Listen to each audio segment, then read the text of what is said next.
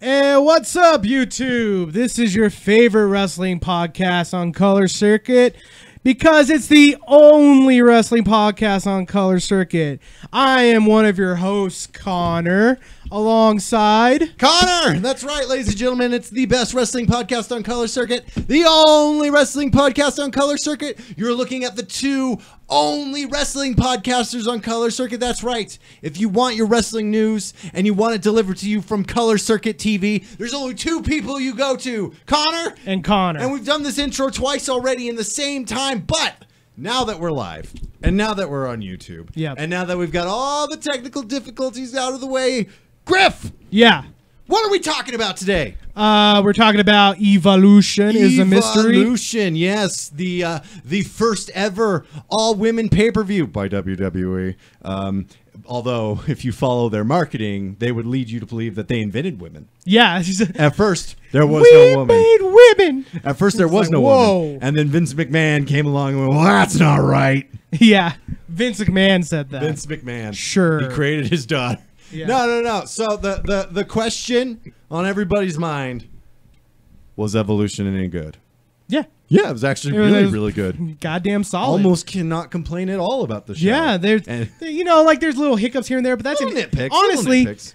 That was in every wrestling show. We could be saying the same things about like All In. Yeah, you exactly. know, Impact, of course. You know, they all have like their little missteps and things like that. Yeah, but no overall, the show solid. Solid, can't complain. In fact, I would say probably the best pay-per-view of the year run by WWE main roster. For sure. And like, not to be a jerk about it, it's a little sad. Yeah, it's a little sad. Not because it's an all-women pay-per-view, but because they release so many fucking pay-per-views. Yeah. You think they'd be more than just pretty good. Yeah, it's one of those things where you just come out and either hit it or you don't, and it seems like they've been doning more than hitting it, you know? We have a new NXT champion. We have a new NXT UK women's champion. We do? Well, I mean... We don't know that, Connor. You're right. You're right. It was taped before the pay-per-view. Well, apparently they don't know if they're going to do it. Like, what? Yeah, apparently like I've been like hearing that they have the title. They did the tournament to crown a new champion. I won't spoil it. But they haven't shown the title. And she's never held the title. That's stupid. Like, it's one of those things where, like, they have it all set up to be introduced. They just haven't introduced it yet. That's dumb. So, who knows? Well, that makes me grumpy. We have a new winner of the Mae Young Classic, and I am bummed because now I have to wait a whole other year for the Mae Young Classic. Ooh. I don't want to wait. Yeah, but the hype is real. That's like, some of the most fun is, like, are they going to do it? Who's going to be in it? What are the matches? Mae Young's like my Christmas, man. Yeah. So let's get into it. Let's get into the show. Start us off.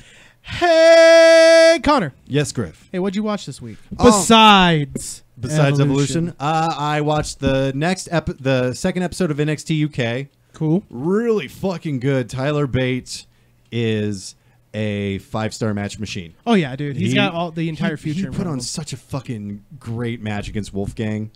He's injured right now, but yeah, but I heard it's not a major injury as far as I've heard. Just like took him out of a progress show. I remember what else. Zach Gibson cut a great bad guy promo. Liverpool's #1, and I've changed my mind. He is a main eventer. That was really dude. Good. I don't know where you got this in your mind. I don't know. He's like the best. He gets booed, man. Dude, he knows how to get heat. I think a lot of it has to do with stuff that we don't understand because we don't live in the UK. Because we're American. Because American. Because I think there is a legit rivalry between like Liverpool and like London and things like that. Well, so that's where that comes from. Why the hell are all these people taking off their shoes? Yeah. If you had Gibson, take your shoes off. I don't want to take my shoes off. I don't know where. Oh, dude, he's great. What else do you watch? I watched obviously the next episode of NXT, and I called it. What'd you call? I called it. What'd you call? Gargano. Oh yeah, you did. He's a bad man. I liked the execution of the reveal. Mm-hmm. It made it seem like it wasn't like a shit in the face. Because like my whole thing was like, oh, this has got to make someone. I thought this would be a good chance to make a new team, a new person, whatever. Yeah. But the way they did it was so like. I'm glad it's not the Forgotten Sons. Oh, I don't think they deserve it. They don't deserve it. Yeah, they don't deserve to knock out Aleister Black. Right. I'm glad it's not Cassius Ohno because I felt like that one's too obvious. Oh, I thought that would have been perfect. I just and kind of underwhelming, honestly. Yeah. I mean, I like Cassius Ohno, so it's like, oh, cool, Cassius Ohno storyline. But the whole thing is like, who attacked Aleister Black? Yeah. Johnny Gargano? No. Yep. He's a little baby. He's a little baby. He's a little bearded baby, and he attacked Aleister Black. Yeah. That monster. And I'm kind of excited because now I want to know. Okay, where does Candice LeRae go from here? Yeah. Because she can't just ignore the fact that she was also like looking pretty heelish at Evolution. Just kind of. I do not want to see a heel Candice. I do not. Less than sparkly. I will refuse a heel Candice. I mean, what if she's really good at it? But it's Candice LeRae, the most lovable girl on the planet. I know, but now she's a bad guy and you hate her. No, dude, no. And then I don't want... NXT War Games will be Aleister Black and Nikki Cross versus Johnny Gargano. Holy shit. And Candice LeRae. That's so, like... out of the box that it might actually happen. Oh, and it'll be a great match. Anyway, yeah. So that's just predicting. And then I watched the final episode of the Mae Young Classic. Spoiler alert. We know who won the actual Mae Young Classic. Yeah, now. I think spoilers are out the window at this point. We can finally talk about how how you fucking told me the outcome. I ruined literally it. I ruined days before the Mae Young Classic started. Wasn't the journey worth it though? Yeah, but I know. I like to go in blind with almost everything I watch. I dropped the ball. I dropped the ball. But is that what you want to hear? But hey, I called it. That was pretty cool. First off, Meiko Satomura is the best. She's so good. Yeah. Honestly, Impact Wrestling should sign her. Oh, yeah. Well, I think... with all of this Mae Young buzz, Meiko Satomura is a commodity in any promotion you have. And Impact has already signed Jordan Grace, which is smart. Yeah, smart. If they were super smart, they would get Meiko. Yeah. Or if they try to, like, steal, like... not steal, I guess. Like, grab a bunch of, like, the big female names that haven't been taken yet. Mercedes Martinez. Yeah, because she's not under contract, right? No, yeah. Steal her. Easy. Easy. You can take in... you could bring in Kaylee Ray. Yeah. She has a buzz, and she's kind of, like... since World of Sport is kind of... she has kind of been lost in the shuffle, even though she did win it. Viper would be huge. Yeah. Viper would be a fucking steal. Yeah. You just, like... if you just take people who... Impact can kind of build up their women's division a little bit to compete, but from what it sounds like, they might have more concerning measures at their hand right now. What I really love is Rhea Ripley has turned you completely 100%. She had a great match against Io Shirai. Oh, it was fantastic. Fantastic match. She's literally like one of my new favorites. She's so into her character. I'm hoping, because she wrestled Io Shirai, who's probably, you could argue she's the best wrestler. I think she is around, regardless of gender. Okay. So Rhea Ripley puts on this really great match with the fucking Led Zeppelin of women's wrestlers. Of course, Rhea Ripley's going to put on a good match, right? And you can say that. Yeah. So I'm curious because Rhea Ripley has her character down and it's compelling and it's great.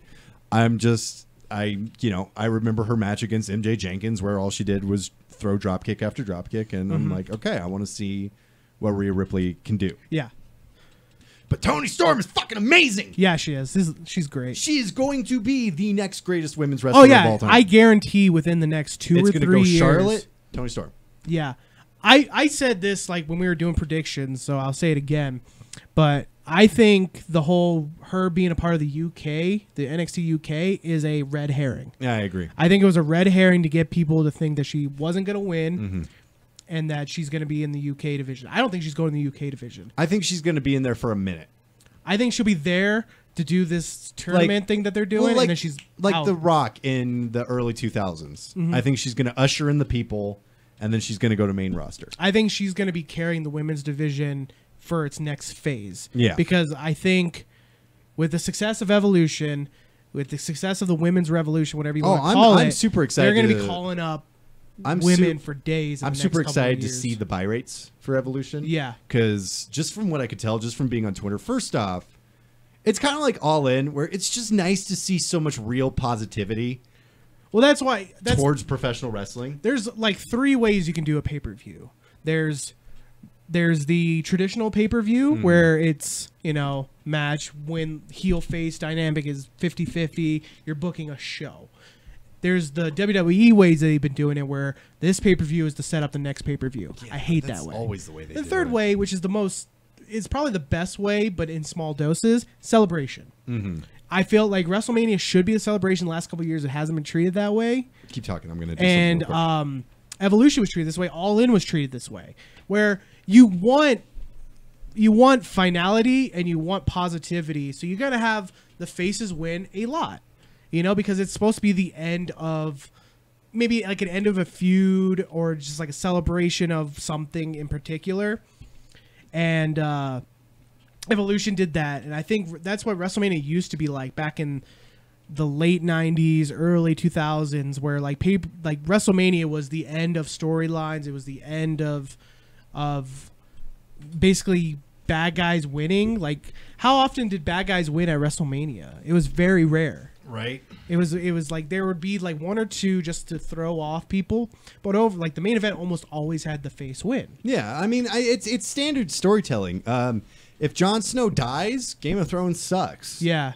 You need the hero needs to triumph at some point. That's what held TNA back forever. Yeah, because the bad guys just kept on winning. That's what killed the NWO angle. I think that's what killed WCW too. Yeah, I would agree to that. Especially, it's like there's money in the chase, but there is no chase if there's no end. Eventually people are just going to stop spending their money. That's why this Johnny Gargano in NXT thing is going to blow up huge once he wins that title. Because he's got to win that title because that's how you complete the story. Right. But once he finished that title, move on to the next rising star. Have him lose. Matt Riddle, Ricochet, anybody. I would say probably a heel because you want to face heel dynamic when you want a title change. Do you think Velveteen Dream has a chance of taking that title off of Tommaso? Dude, he's so young. Yeah. Like, he doesn't need it. He does not need it. That's true, but honestly, neither does Tommaso. Yeah, but Tommaso's more Actually, I take that back. Tommaso needs it. Yeah, I think it gives him credibility for his brand. Agreed. So, like, when he goes up to WWE eventually, because more than likely he'll be lost in the shuffle when he goes up because that's just how they do it. Oh, yeah. But giving him the former NXT moniker makes you from being a lower card to a mid card. In like at the lowest form. Like, you look at all the previous NXT champions when they're called up to the main roster, they're at least mid card. Even Bobby Roode, as much as everybody likes to shit on his place in the card, he's still mid card. Oh, his gimmick. He's not Kurt Hawkins. He's not Zack Ryder. He's not all these people who were in NXT but weren't the guy. Do you think Kurt Hawkins probably should have spent a minute in NXT? No, he said that thing on Twitter where he was talking about how he's shadowing producers. He could have been just offered a producer role. And I think Kurt Hawkins is okay with his position. Yeah, I don't think he really cares. He doesn't sweat it. No. And he freaking jobbed to AJ Ebola one year hard. Like, he messed up. He messed up a freaking Styles Clash, and the crowd was like, "Boo!" And so AJ was like, "I'm gonna give him another one," and he gave him a freaking Styles Clash. Nice. So I don't think Kurt Hawkins cares. Yeah, Kurt Hawkins seems like he's a good dude. Yeah, he's willing to be the joke, And then I watched Evolution, and then after that, I just played so much goddamn Red Dead 2. Yeah, I'm saving that for the weekend. So good. I want to play it now, but Hey, let's not talk about that. So yeah, that's cool, dude. What did you watch? I didn't watch the second episode of NXT UK. I didn't have time. But I did watch NXT in the Mae Young Classic, which we don't need to go into more detail. But did Regal ever announce who's fighting Tommaso for the title? He never did, because Lars, Velveteen, and that was it, right? I don't think he has yet. So I bet you there will be more up to that. I imagine it'll probably end up being a triple threat match. Yeah, between Tommaso Ciampa, Lars Sullivan, and Velveteen Dream, and then they'll probably set up some. They'll probably do the triple threat again, like the original plan triple threat, and that'll be like how Johnny redeems himself or some shit. I don't know, dude. Johnny might be bad guy permanent. No, not Johnny. Yeah. No, dude. Johnny is the babyface. His story will be he needed to find the darkness within him, and no, his story is gonna be like he's he has this darkness within him because he's been betrayed and he's been tormented to the point that he breaks.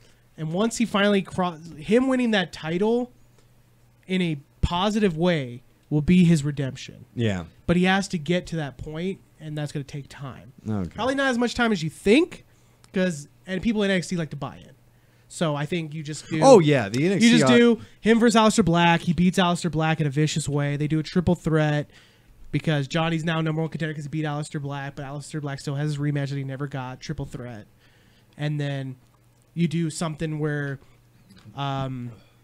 Johnny basically can win the title, but in a dastardly way, so he refuses, and then Tommaso takes advantage, and then it lead to them having one more match.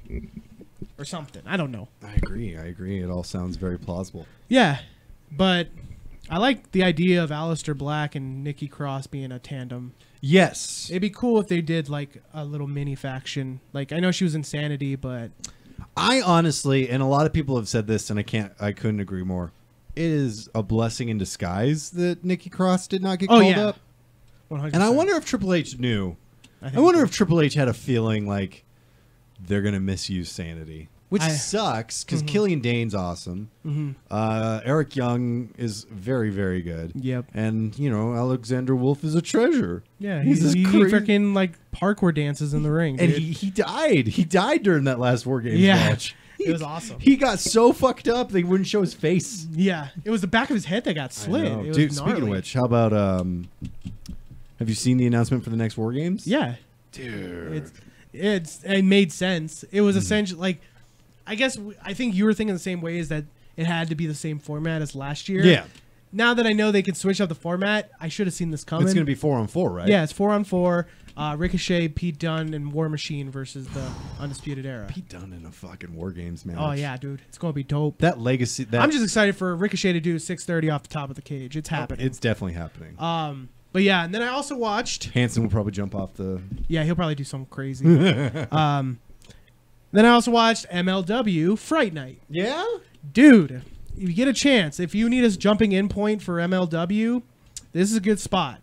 It was fucking LA Park versus PCO. Right there, that should sell you. Two 50-year-old bruiser gonna kick the shit out of each other, guys. I read in an interview PCO talking about how he wants to go straight to main roster if he was like... Nah, dude, stay in the indies, dude. You have no shot if you go back. First off, yeah, they're not gonna call you. No. Maybe you'll get a Royal Rumble appearance and people will be like, oh shit, that's maybe PCO. One takeover. Yeah. But yeah, no, yeah. But no. No, dude. Like we know what you are. You're an old guy who beats the shit out of themselves. Not to be a not dick. Gonna last very long. Not to be a dick fan, but okay. You're good, PCO. No, you gotta stay into the hardcore scene that's willing to like accept that a 50-year-old man's gonna do Joey Janela moves. Yeah. Otherwise, you're gonna have to clean up that shooting star press. Yeah, because they're gonna be like, "Hey, don't do that," and you're gonna be like, "Oh, then what can I do?" Well, that's what makes me PCO. Well, yeah. Maybe we find out a new PCO. Yeah, exactly. But then the main event was Spin the Wheel, Make a Deal. Yeah, Jimmy Havoc versus Sami Callihan. Fuck. It was dope. It was Spinner's choice, and he just said, "Bring it all," which I think they had planned from the get-go. But still, it was cool. And then they're kind of... MLW does this good thing of transitioning storylines. So, like, one of my biggest pet peeves in WWE, and a lot of promotions do this, is that when a feud's over, they just jump into the next thing. Yeah. They never really, like, have a good... Like Takeover. Like, NXT does a really good job of switching feuds and stuff. Yeah. No, I know what you mean. So, MLW does a great job. So, like... Before one feud ends, they put the seeds in for the next feud after. So when that feud ends, they can jump into the new feud without it feeling out of place. So like Tom Lawler. Do you know Filthy Tom Lawler? I've heard of him. He's a former MMA fighter. Transitioned to WWE just like Matt Riddle. They actually used to team in Beyond as the Filthy Bros. Because he's Filthy Tom Lawler and the King of Bros. But he has his own little group called the Team Filthy, which is him, Simon Gotch, and Freddie Ahai. Are you familiar with Freddie Ahai? No. He's really good. I don't know if he'll ever be in WWE good, but he's really good. Mm-hmm. So they're like an MMA like group, and he's like their he's like MLW's guy, Tom Lawler. They want him to be like the focal point. And right now, Low Ki's the champion. Low Ki's like refusing to give him a title shot, even though he has one. So every time Tom Lawler is getting a chance to, because he won the battle riot, so he gets a shot whenever he wants. Yeah. Every time he's about to do it, something comes in the way and takes him away. So Sami Callihan attacked him before he was talking to Low Ki, but Sami Callihan didn't have his final match with Jimmy Havoc. So now, next time they do it, it's going to be Lawler versus Sami Callihan. It ended the feud between him and Jimmy Havoc because his death match should always end a feud. So I like those transitions. It's very small details that I really like. So, but yeah, watch it. It's all Halloween themed, but it's really cool. Yeah, awesome. All right. So Evolution, right? Evolution. Let's get into some news real quick. Oh, you want to do news first? Yeah, and then we'll get into the meat. It's the 10-4. meat. You know, what's that that interview line? The people want the steak.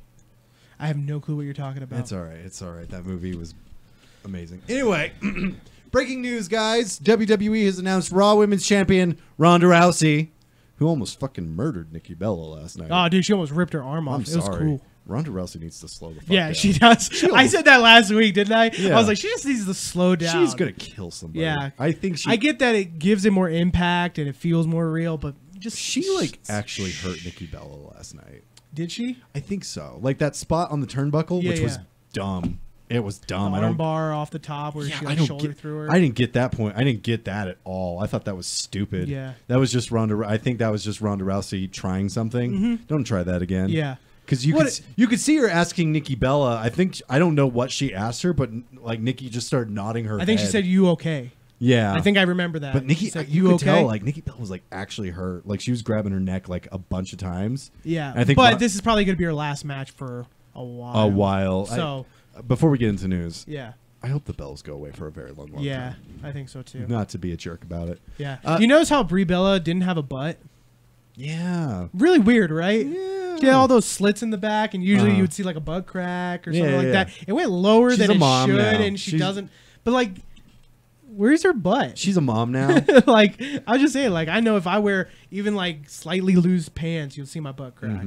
All right. I don't know why I brought that up. No, I just thought it was very weird. Raw Women's Champion Ronda Rousey is going to be taking on SmackDown Women's Champion, spoiler alert, Becky Lynch in a non-title match at Survivor Series. That's right. We're bringing back brand warfare. Good, because that was like the best part about Survivor Series. Yeah, it made Survivor Series fun to watch last time.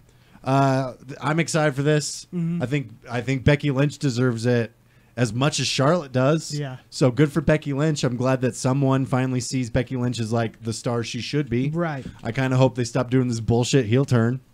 She like I think they kind of like she hinted at that. Yeah, on Twitter she was like, I tried to go without the fans, they came along with me. Yeah, she said like where I was going, I expected not to keep the fans. I was okay with losing the fans, but they came along with me. Of course. I'm like, that's awesome. I really hope tomorrow on SmackDown that shows in the product. Yeah. This is good. This is huge news. This is obviously, I feel like this is hinting at a 4 horsewomen versus 4 horsewomen match, probably at WrestleMania. I think they're going to be holding off on that for a while. I think longer than I would like to think. SummerSlam next year? Yeah. Yeah. I think that's a marquee match that won't take up. I think they'll do Ronda versus Charlotte at WrestleMania. Well, they definitely need to establish Jessamine Duke and Marina. And they kind of did that at Evolution. Kind of, but they need to establish them as characters. I think they're going to be like Undisputed Era were when heels, they first debuted. Yeah. Like they're a unit now. Shayna is the leader because she has the belt, and they're her proteges, but they're all friends. And eventually, when Shayna gets called up, she'll take them with them. So it'll be like, yeah, they're getting trained and they can wrestle, but they'll be more lackeys than they are anything else. Which I think might be the smart deal because people know Shayna from wrestling more than MMA, I think. I'd say like people who watch WWE, yeah. They're not as familiar with the 4 horsewomen of MMA. I would agree. They just know that it's a thing. They know Ronda, and I think they know Shayna now, especially. Have them be like the focal points, and then the other two are just kind of lackeys, which might be the better role for how new they are into wrestling. Well, yeah, it's kind of like, how into wrestling are they? They used to go to PWG. Okay, and shit. yeah. I remember watching old tapes I'm where not you'd see Shayna Baszler in the front row just watching the match before she became a wrestler. Well, like I'm not entirely sure, like how long is like Marina Shafir, and how long is she going to be a professional wrestler? I assume. Oh, I'm sorry. I was going to answer not fully because I feel like Jessamine Duke would be around much longer, but I'm like, is Marina Shafir going to go to Raw? But she's married to Roddy, so it's like, why not? Yeah, it's going to be like, I'm going to be on the road, and if like perchance she can be with her husband more, I don't see any downside to that from her point of view. You know what I mean? It's like Candice went to WWE because Johnny did. It's like, not that she didn't deserve to be, but she could have stayed on the indies and been a huge star. Right. But her going to NXT, she could be close to her husband, family, and stuff like that. It makes sense. No, I know. I get what you're saying. Yeah. It appears, and I'm quoting this verbatim, it appears as if nothing has changed regarding John Cena skipping Crown Jewel. That is crazy. John Cena is not going to Crown Jewel. They're going to make up an excuse that day because they don't really care about the people watching in Saudi Arabia. Because like even the people who are there who know what WWE is aren't really going to care. Right. You know? I mean, maybe. I don't know. First off, the World Cup is stupid. Dude, I thought of the best way to write off John Cena in the World Cup. Have him murdered. Yeah, no. I was thinking just put the beginning tournaments on Raw and SmackDown, and that way you cut down the matches. Who fucking wins that? I think you give it to Miz. Yeah. Because that's something he can throw in Daniel Bryan's face. Oh, no. When they lead to it. And it could also be like a justification for him to get a title match. I mean, that's if they want to mention the World Cup after this. Yeah. This feels like from all accounts. Greatest Royal Rumble title? No, this feels like a let's get this over with type of thing. So I honestly feel like they'd give it to Rey Mysterio. That's not a bad just to not talk about it anymore. Yeah, because nobody's going to complain about Rey Mysterio winning. Or Jeff Hardy. Yeah, that just too. Someone not like if they give it to the Miz, they cannot use the World Cup. You're right. You're completely right. For storyline purposes, especially with how ill received Crown Jewel still is. No one wants this pay-per-view to happen. Yeah. I just like the idea of Miz going around saying he's the best in the world. Oh, I agree. I think storyline-wise it would be perfect, but since this is a very bad pay-per-view that should not happen in any way, I don't know. But let me look, because I wish I knew how to work this thing more than I do, because I could really use a zoom. But pinch. Oh, pinch? Pinch and... Nope. No, I have this exact. Oh, look at this guy. So you're going to have to... There you go. Thank you. In regards to reports of Daniel Bryan skipping the show as well, Dave Meltzer has noted that the rumor is that no announcement will be made. Oh, fuck. I just fucked up. Whatever. Don't watch Crown Jewel. Wait. Who cares? Wait. And we're back. Never mind. Son of a bitch. I didn't say that. There we go. All right, here we go. Oh, fuck. This is going to be how we spend 2 hours. Yeah, I know. We're just going to be like, There we go. Computer. In regards to reports of Daniel Bryan skipping, there no announcement will be made on Bryan not working the event. So AJ Styles will just... God damn, that's a little lazy. They're using shitty advertising that nobody in Saudi Arabia is going to call out on them, but people in the U.S. would call out on. So, like, if they did what I'm assuming they're doing, is they're going to do a switcheroo. They did that in the U.S. right now, people would be livid. Oh, yeah. If people were like, let's say, we all know Daniel Bryan's going to be injured. We know he's injured or something like that, and he was going to be on the show. We all know it. Like, he snapped his leg or something. Like, there's no chance for him to be there. And they advertise all the way until the day, and then last minute they were like, just kidding. People would be livid. Saudi Arabia, I don't think they care. Yeah, and I mean, like, fuck them. Yeah, fuck them. Don't murder journalists. Yeah. There you go, Jeez. Saudi Arabia. That's so hard. It's so hard, guys. I mean, come on. Also, respect women, I guess. Yeah, like let them fucking wrestle your shows. You know, I mean, it's wrestling, man. Come on. Also in the news, let me scroll down here, dude. I know. We're looking at something the audience can't see. Yeah. But there's a little thumbnail of Brock Lesnar kicking in the Hell in a Cell door. from Hell in a Cell. That was so cool. I know you didn't see it, but that was so cool. Oh yeah. He just kicks down the door, it lands perfectly, and he just has a ramp. For some reason, my body and my soul just did not want. No, I completely understand. I just remember thinking that was really cool the way they did that. There are rumors that they're going to be changing the main event of Crown Jewel up a little bit With Drew? Yeah, they're talking about putting Drew McIntyre into it, making it a triple threat between Braun Strowman, Brock Lesnar, and possibly Drew McIntyre for the vacated Universal Championship. Roman Reigns vacated it after his leukemia diagnosis. Did you watch that backstage thing? Yeah, it was a bummer. That was tough. Yeah. That was tough to watch. His promo was tough to watch. But honestly, not to be macabre about it, or macabre, or, however that word's said, that is the most compelling Roman Reigns promo I've ever witnessed. And it was because it was Joe. It's from the heart. Yeah. From the heart. And I kind of hope if he comes back, when he comes back, if he comes back, when he comes back, when he comes back, they kind of let him do that. Oh, they must. They have to. It worked. He will never be booed again, as I said last week. It was a shitty thing to say in the light of the situation, because I don't really care about wrestling in that situation.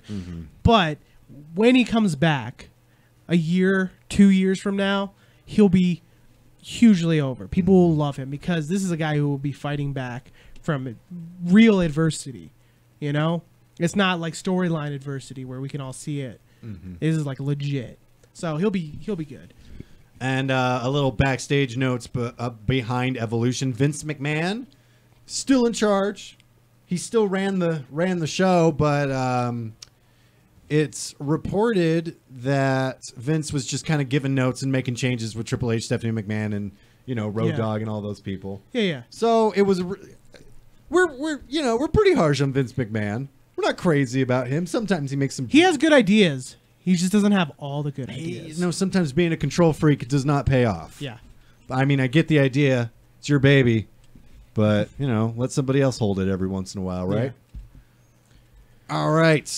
Let's get into this Crown Jewel. Boy, this is going to take some scrolling. Ooh. Here we go.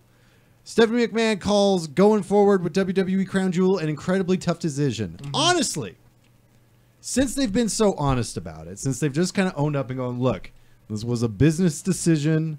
This isn't easy. We know a lot of people are mad. Have a little bit more respect for the WWE. Yeah, that worked. I still don't think going through with it is a good idea.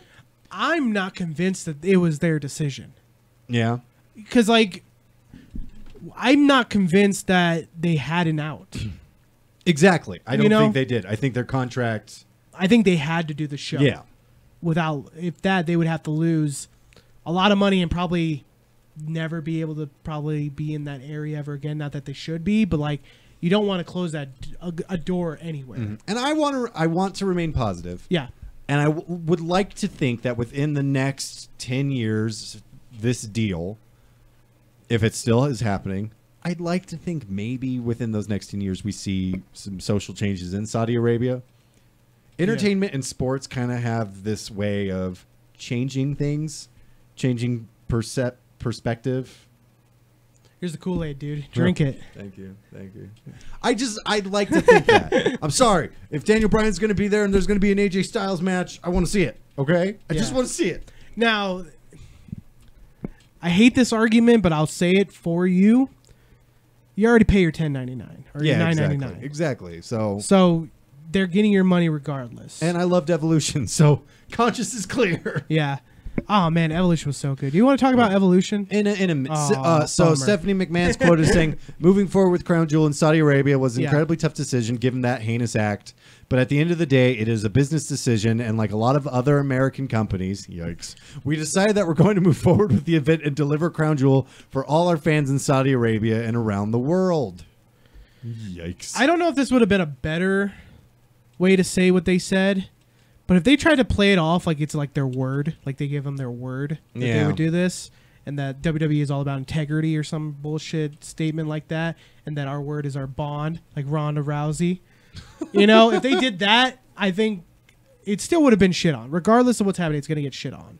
But I think it would have been a little bit easier to swallow that pill if they just were like, we promised, and there's nothing we could do about it. Mm-hmm. But the fact that they're like other businesses, you could tell that they're using that as a crutch, right? Not an excuse.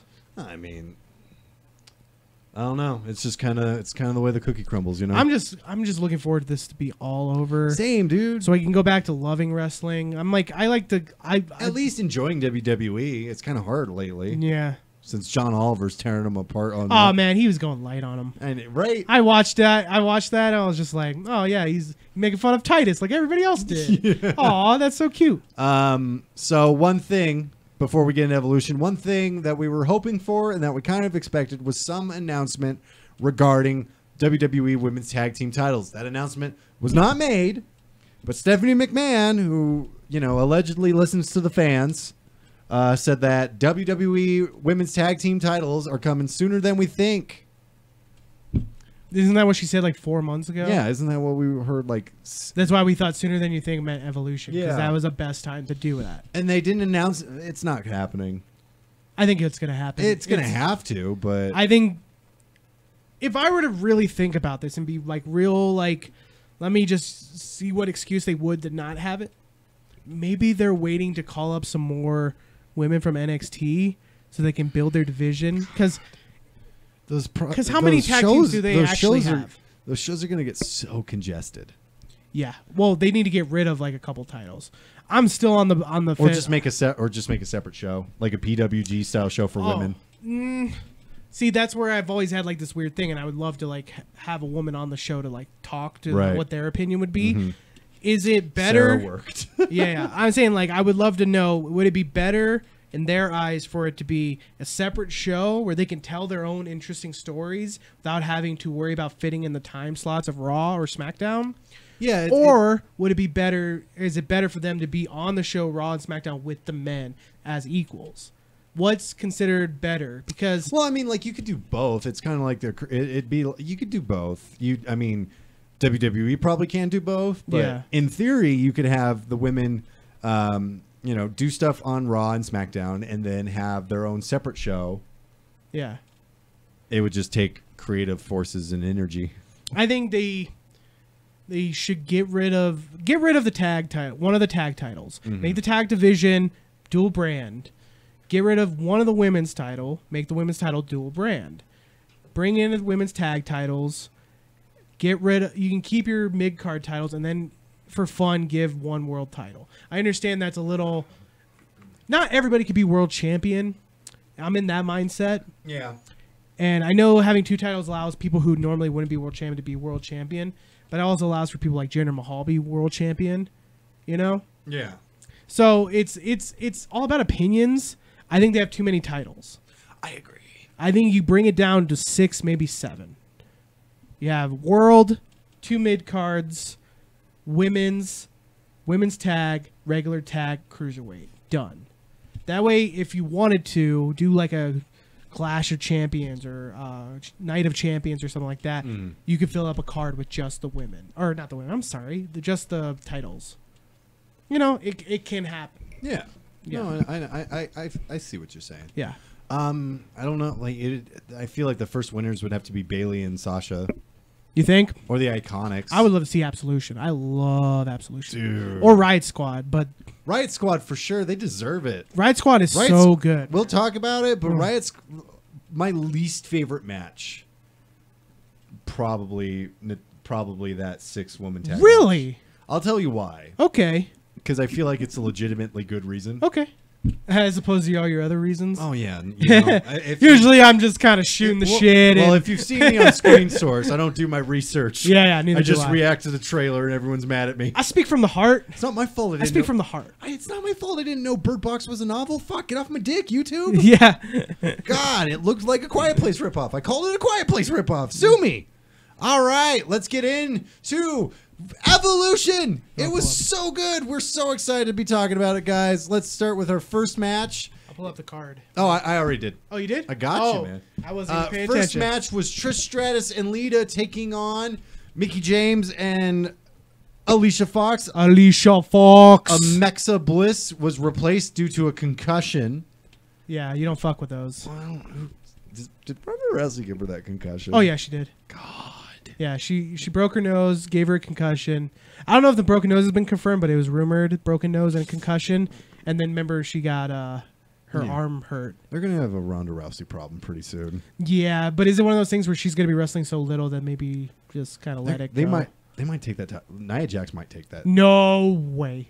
No way. Just to get her. Like, no, they need to have her go against odds for a while and then get taken out by probably Ember. I'm thinking Ember's going to be the one that takes Moon beats Ronda Rousey? I think WWE sees the world in Ember Moon right now. I don't get it, but... I do. I think she has that same appeal as like Bayley did in NXT. I think Ember Moon has that appeal. Really? Yeah. I think she does. I'm still trying to figure out if she's a wolf or not.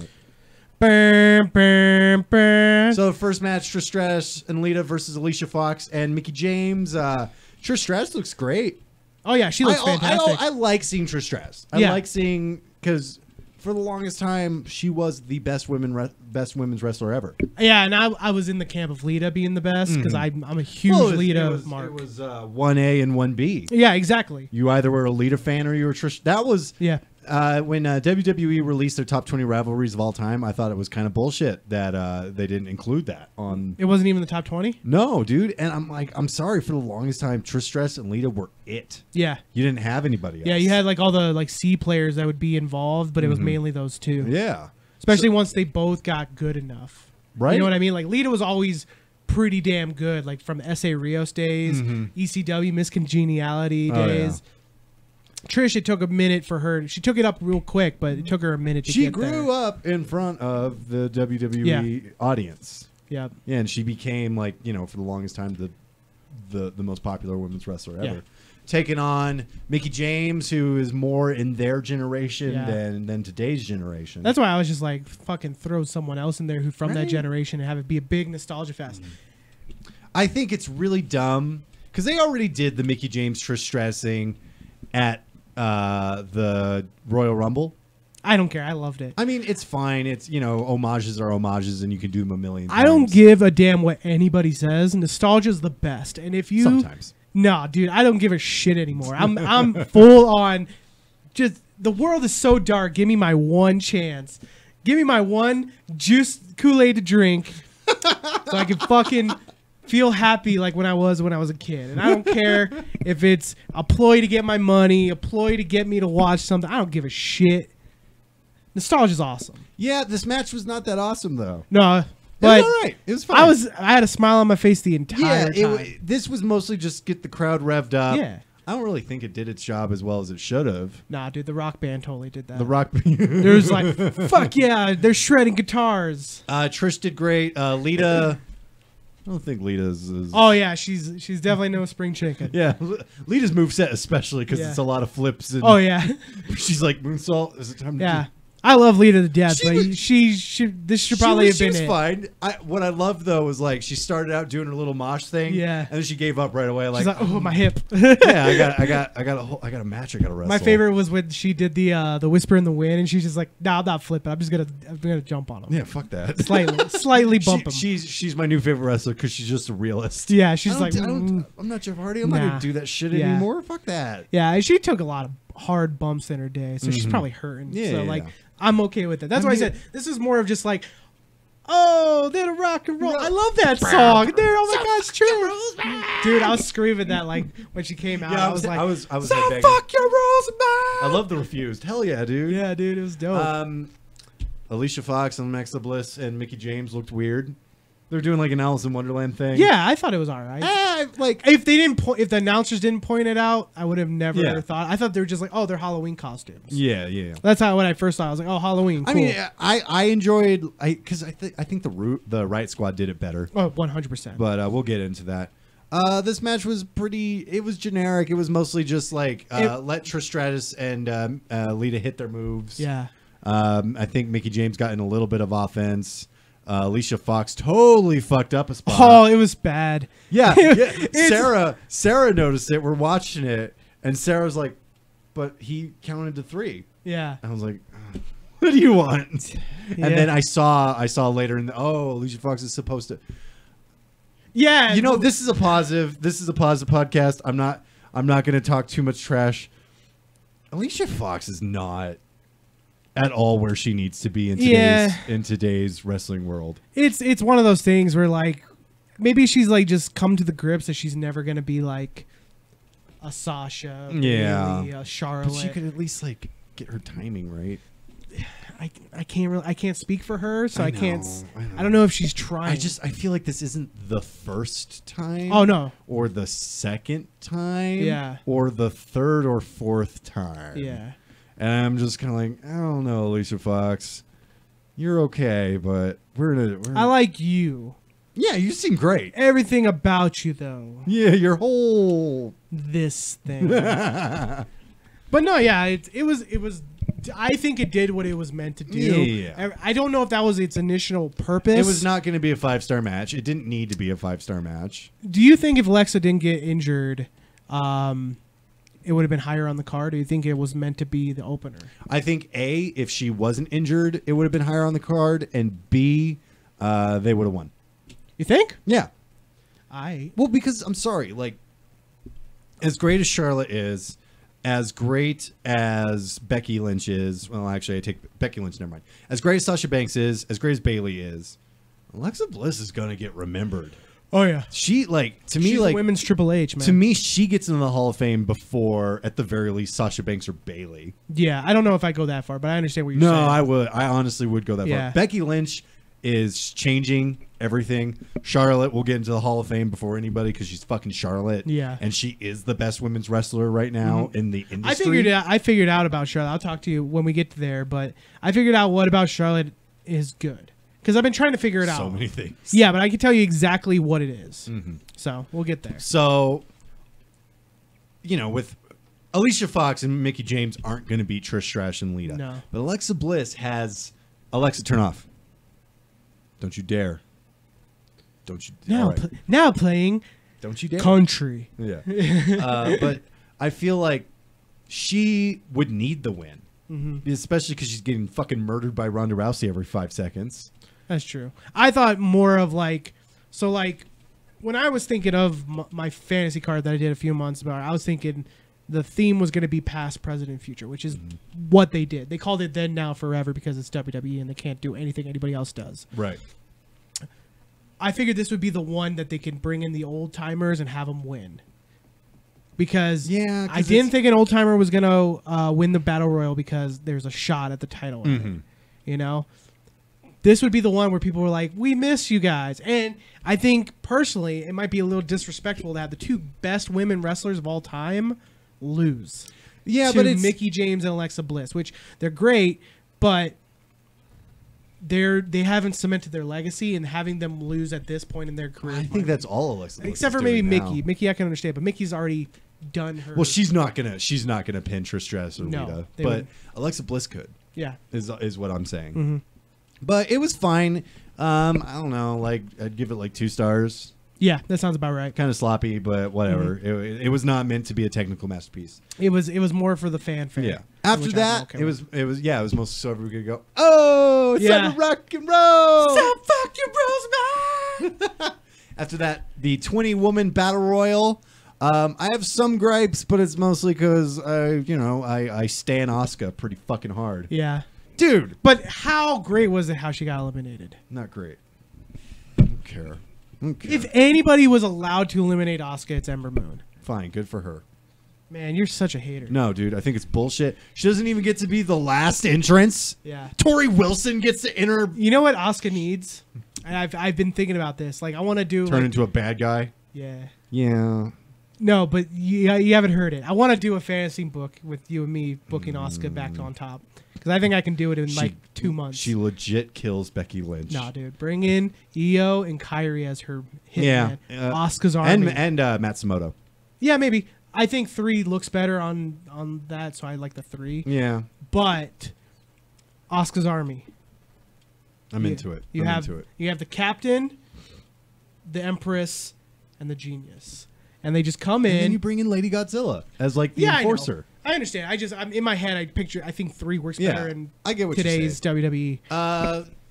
this had a lot of returning legends. Fucking Alundra Blaze was there. Yeah. She is tall. Yeah, she's damn tall. I did not know Medusa was that tall. I thought it was so adorable seeing her try to not bump the whole match. It was so funny. She's like, I'm going to throw a punch, and then I'm going to throw on this rope, and I'm going to not land. I'm just going to walk off. Right. I was like, aw. Well, you don't want to break your body. She's like 40 or 50. Yeah, like, give her... I'm not. That's why I said it's adorable. Yeah, it's great. Yeah. Michelle McCool was there. Michelle McCool. Maria Kanellis.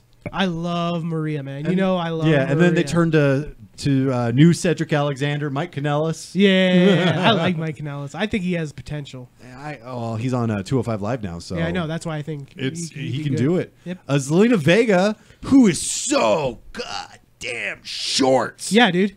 She's like 4'8" or something. I did not know she was that short. That's why Tommy N was like making fun of him on NXT. Yeah. She showed up. Her entrance, I was like, yeah, she is a tiny woman. Yeah, but it's okay because she's trained in lucha, which lucha is all about like momentum versus size. Tori Wilson. She looks more like Tori Wilson this time. Last time when she came out in Women's Royal Rumble, I was just like, who the fuck is that? Oh, Tori Wilson? No way. Molly Holly, Ivory showed up because she just got inducted in the Hall of Fame. Yeah, Ivory was great. Ivory looked great. Yeah, she's all dancing all over the place. My girl, Dana Brooke. She's my girl, you know. I support her. And then Peyton Royce and Billie Kay came out, and they cut a really funny promo. Yeah. I love the Iconics. Yeah, Iconics are great. They're so funny. I think they do better. I think their sense of humor works better in a backstage than it does in the live performance because their jokes are very catty. And it's like they're in on it, but nobody else is. Right. So like you think of like a Mean Girls. It's rarely ever just two girls. They worked better in NXT for sure, but I think they just need more of like what made it work in NXT instead of having them come out to cut the bad guy promo. Yeah. Just have it on the fucking Titantron. Yeah. It's that easy. Yeah, that would have worked. Yeah, or had it like on the like red carpet. But like Billie Kay's funny. Billie Kay's fucking hilarious. I think Payne's great. Peyton Royce is like, they're both good. Yeah, they're solid. They work very well together. Would have been better if they fought Lay Cool. I love their joke about them fading into obscurity. Yeah. That was funny. I cracked up. Yeah. And then they got eliminated first. Which you kind of had to in that situation. You got to get... I like how they did it. Because it was like, hey, here are the older times. Let's respect our history. They all get thrown out, essentially. Yeah. Minus Ivory, but I think that was just for... Dance break. It was for dance break. Yeah. It was, like, as shitty as that sounds. Spoiler alert. Oh, okay. Well, let's talk about it. First off, Sarah officially turned around on Carmella. Nice. Carmella is great. Yeah. I love Carmella. Carmella's great. I didn't like Asuka being treated. I don't want Carmella to be a heel. That's my problem. I didn't like Carmella getting treated. I mean, she's fine as a heel. She's fine. I didn't like her Asuka getting treated like a stooge. I didn't care for that at all. I like to cheer for Carmella because she's hilarious. She is cute. And she's very, very cute. She's so cute. Yeah. She had a dance break, which was adorable. Yeah, she did the floss. Yeah, I like the headband. I like Carmella. I can't help it, you know? So I just like how they just dance break, and she's always dancing, and then Ivory comes in like, what are you doing? And then she starts dancing with it. It was. I mean, this was fun. I didn't. So Nia Jax won. I don't think that was the right decision, even though I said in my card she would win. I agree. I don't think it was the best decision. Just because I don't. We've seen this match. I've seen it. We've talked about it. You and I are both. Nia Jax is fine. She's not. I just don't think if we're gonna get controversial, are we going controversial? I think so. Sarah's at work. She can't see us say this. So I don't think she can act. I agree. And that's the detriment of her character is that she can't give emotion that's not real. Right. No, she can't give emotion that's not real. So when she's put in situations where she might want to like toughen up a bit, you know, and be like, yeah, I'm the shit. Fuck yeah, I'm the shit. She breaks down and cries because she's like, I'm so happy I got put in this position. Yeah. And she cries, and Big Show has proven you can't be a crying giant. Right. You cannot do it. I gotcha. You know, it just does not work. You can be a lovable giant. That's possible. She could totally be the lovable. But the problem is that when she gets all emotional after every victory, I don't believe her as a champion anymore. You know? And that's how it's like been with everything, I think, with her. My whole thing is I feel like that spot they gave Zelina Vega should have gone to Asuka. where she comes in and she's like, I didn't get eliminated. But that's a heel tactic. And Asuka's not a heel. It's a battle royal. It should have been one of the Iconics. Yeah. Like if they got thrown over, but not really. And then they both like walked away, and then they like sneak back in, and she jumps back in, and then it's like, I'm iconic, you know, or something like that. Or Kelly, give it to Kelly. Yeah, Kelly is awesome. I mean, she's not a good wrestler. No, she's not. She's definitely not a good wrestler, but I like her. Yeah, like, everything I've heard, like all her interviews and stuff. She seems like a cool no one person. has a bad thing to say about her. She seems cool. Sandman loves her. Were they trying to? Okay, I don't know if I should bring this up, but did you notice how Renee Young cracked up when Beth Phoenix said like she gets around? I was like, oh my god, because Renee Young's like, yeah, you know, like it was like one of those things where she was trying to laugh because she thought the same thing I thought. It's like, you don't say that. All those you said backstage rumors about Kelly. That wasn't really what was going on. I was just saying that was like a bad phrase to say about anybody, because it just gives that weird thing, and it was just funny to me. And I think Renee thought the same thing because she was just like, she like had a slight chuckle. Oh, I didn't count, but there were quite a few times where Michael Cole had to correct himself when he was like, when he would say man. Yeah. And he was like, woman, sorry. Yeah. There was also one. This is why Renee is becoming vastly my favorite commentator. There was they were talking about I don't know the actual terminologies, but there was something with the drum and the bass, and she's like, yeah, people are really getting their D&Bs. And I was just like, oh my god, she knows exactly what she's doing, but she knows she can get away with it. Yeah. And it was so fucking funny. She's like, there's all them D&Bs. I was just like, oh god, Renee, you're so damn funny. I heard the D&Bs. You're so fucking funny, and I can't stand it. So Nia Jax, after she won, she wished luck to whoever won the Raw Women's title match between Nikki Bella and Ronda Rousey. Just don't. If they just were like, yay, she won, and then moved on. Yeah, I just don't care. I'm sorry. I just don't care. I don't think she can cut a promo, and never let her cut a promo in the middle of the ring. She needs a manager. Like, them breaking up her and Alexa Bliss was a huge mistake. Oh, yeah, it would have been for perfect. both parties. I've always been an advocate for the small winner and then their enforcer being giant. It was perfect. It was a perfect partnership, and they just were like, fuck it. They're like, nah, we got to do the Be a Star. Oh, we're going to do this garbage bowling storyline. Yeah. This terrible bowling storyline that goes nowhere. See, and that supports your theory on give them their own show. It's like, if you had your own show, you don't have to resort to that shit because you have time to get the small details. Yeah. Because they only get like 2 segments on Raw. It's why NXT works. Yeah.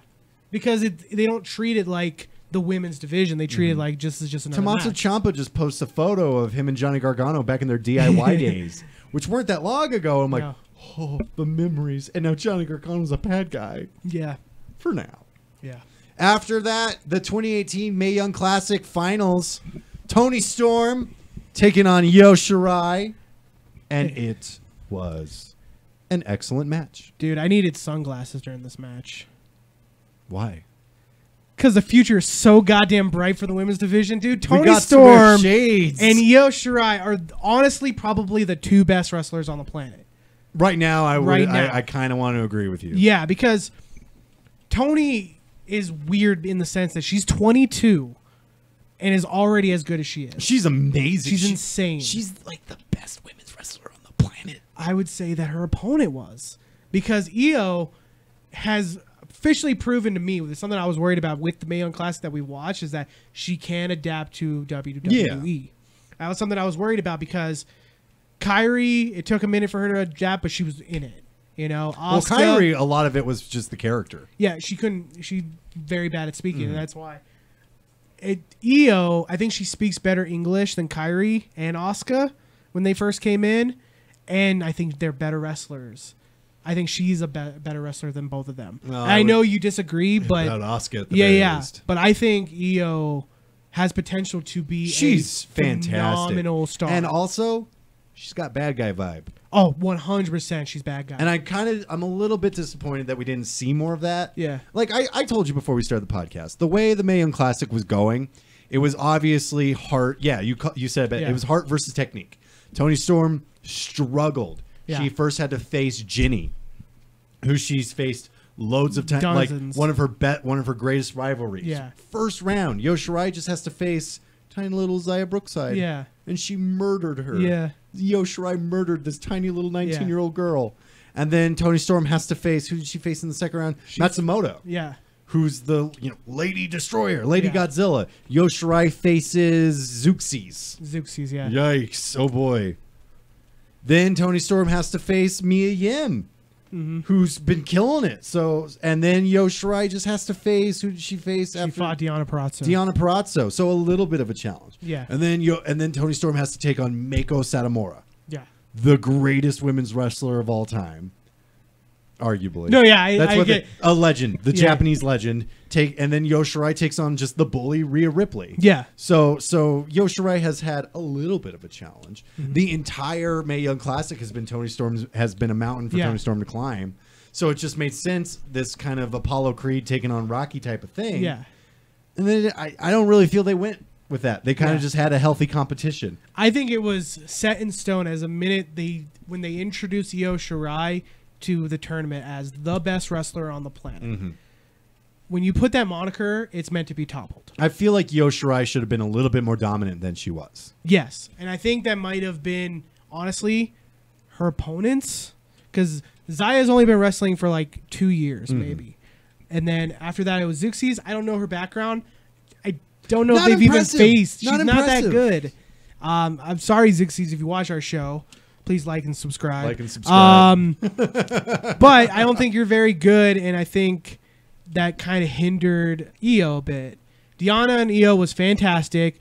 They had a little bit of a miscommunication at the end, so nobody understood like the significance of the moonsault until Evolution. Yeah. Like, that's what she is known for. Like, remember when Kyrie came in, everybody was all hyped up about the elbow? The elbow, They're like, the elbow. And then they first saw it and they were like, get it. I understand. It was beautiful. I understand.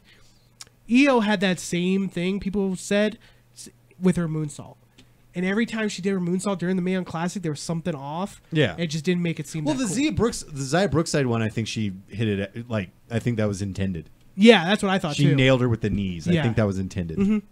But yeah, so I felt like get what you mean. Her doing the triangle Asaya moonsault to the outside that she did really did that wow that people were looking for. Like, people were like, I honestly don't know because I only know what I know.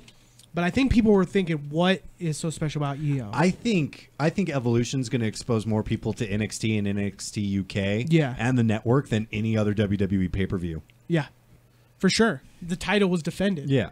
You know, the last time that happened was Beast in the East. Right. The NXT title was defended on a main roster show. And there's not enough good things to say about Evolution. We could be here all day just talking about it. But yeah, this match was very hard-hitting, which I liked. Technical. It had a little bit of everything. And I've always been an advocate for learn as much as you can and bring it into what makes sense into the match. I like that spot where Tony went to run the ropes. Yeah.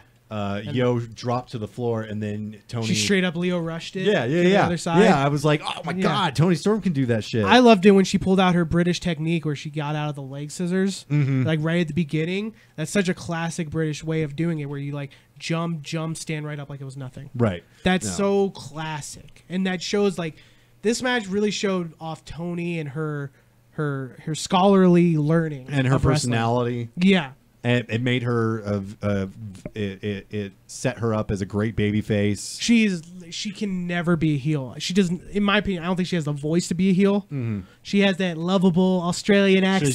She's just a cute Australian girl. Oh no, I'm Toni Storm. I listen to Motley Crue. Yeah, like you hear my theme song. It's not Motley Crue, but it's pretty damn close. Yeah, no, this was a good match. I think just the story they told kind of disappointed me a little bit because it's not what I expected. Yeah. And it just seemed like it was just a really good match. Only thing I would have changed, because I honestly think this might have been the best technical match of the night. I don't think any match could touch it. I think one match was better because of a different reason. Yeah. But I think this match, if it was given a little bit of time and then a little bit of freedom to do almost a Japanese strong style finish, where it's like these girls are exhausted and they're pulling out these sick moves that are dangerous because they're so exhausted. I feel like we would have gotten it on, like, if the Mae Young Classic was its own show. Yeah. I think time constraints are what hampered this. But then they give 5 minutes to a rock and roll performance. They give fucking what? They gave Riot Squad versus them, which fantastic match, whatever. I'm not taking anything away. They gave that way too much time for what it was. Yeah. But I understand why. I think they could have get rid of Naya's segment of crying after winning, and you would have given that time to Io and Tony, and you would have been maybe not let all of the women have their entrances. Oh, I'm okay with that. I like that. I'm just thinking of how we could. Because I was like, I hope they do it Royal Rumble style because I just want to see the entrances because that's half the fun. So yeah, and Toni Storm is now the 2018 Mae Young Classic winner. And honestly, we called it. We called it as soon as she was announced. As soon as I heard any bit of the competitors, I was like, it's Toni Year's Storm. So, did I say Toni Year's Storm? Yeah, of course. Well, whatever. So now the question is, who's going to be in next year's Mae Young Classic? Who's big right now that's not under contract for multiple years that's not in WWE? So not Tessa, not Jordynne Grace. I imagine Zaya Brookside will probably come back. She'll probably come back. Casey Cannizzaro will probably come back. Someone, I think. I'll tell you who's going to be in next year's Mae Young Classic. Oh? You're not going to like this answer. Uh-oh. And you're going to poo-poo it real quick. But it's going to happen.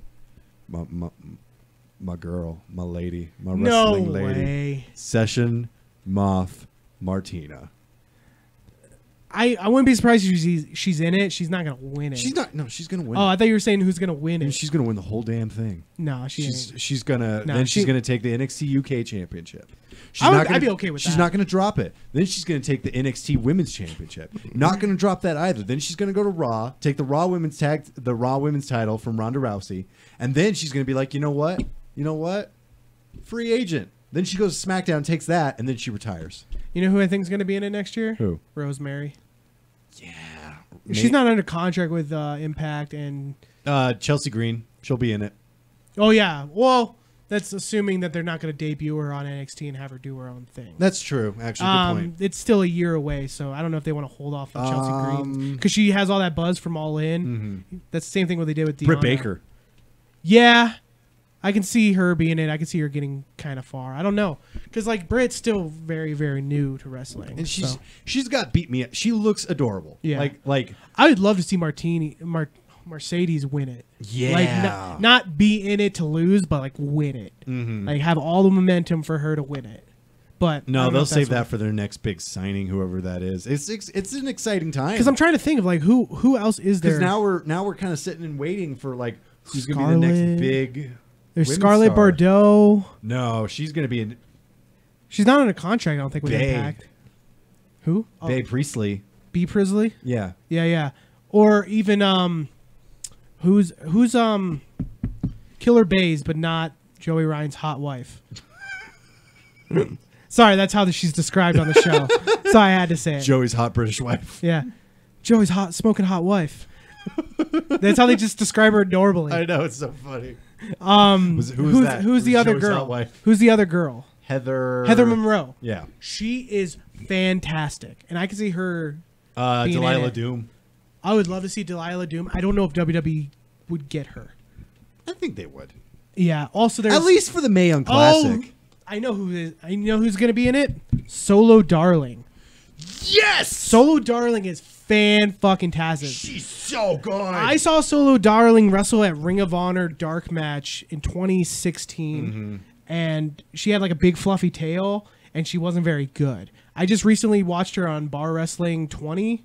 I think it was not the most recent one, the one before. Holy shit. She's fantastic. Yeah, she had that Maria Manic. Maria Manic, I don't know. She does a lot of Combat Zone stuff.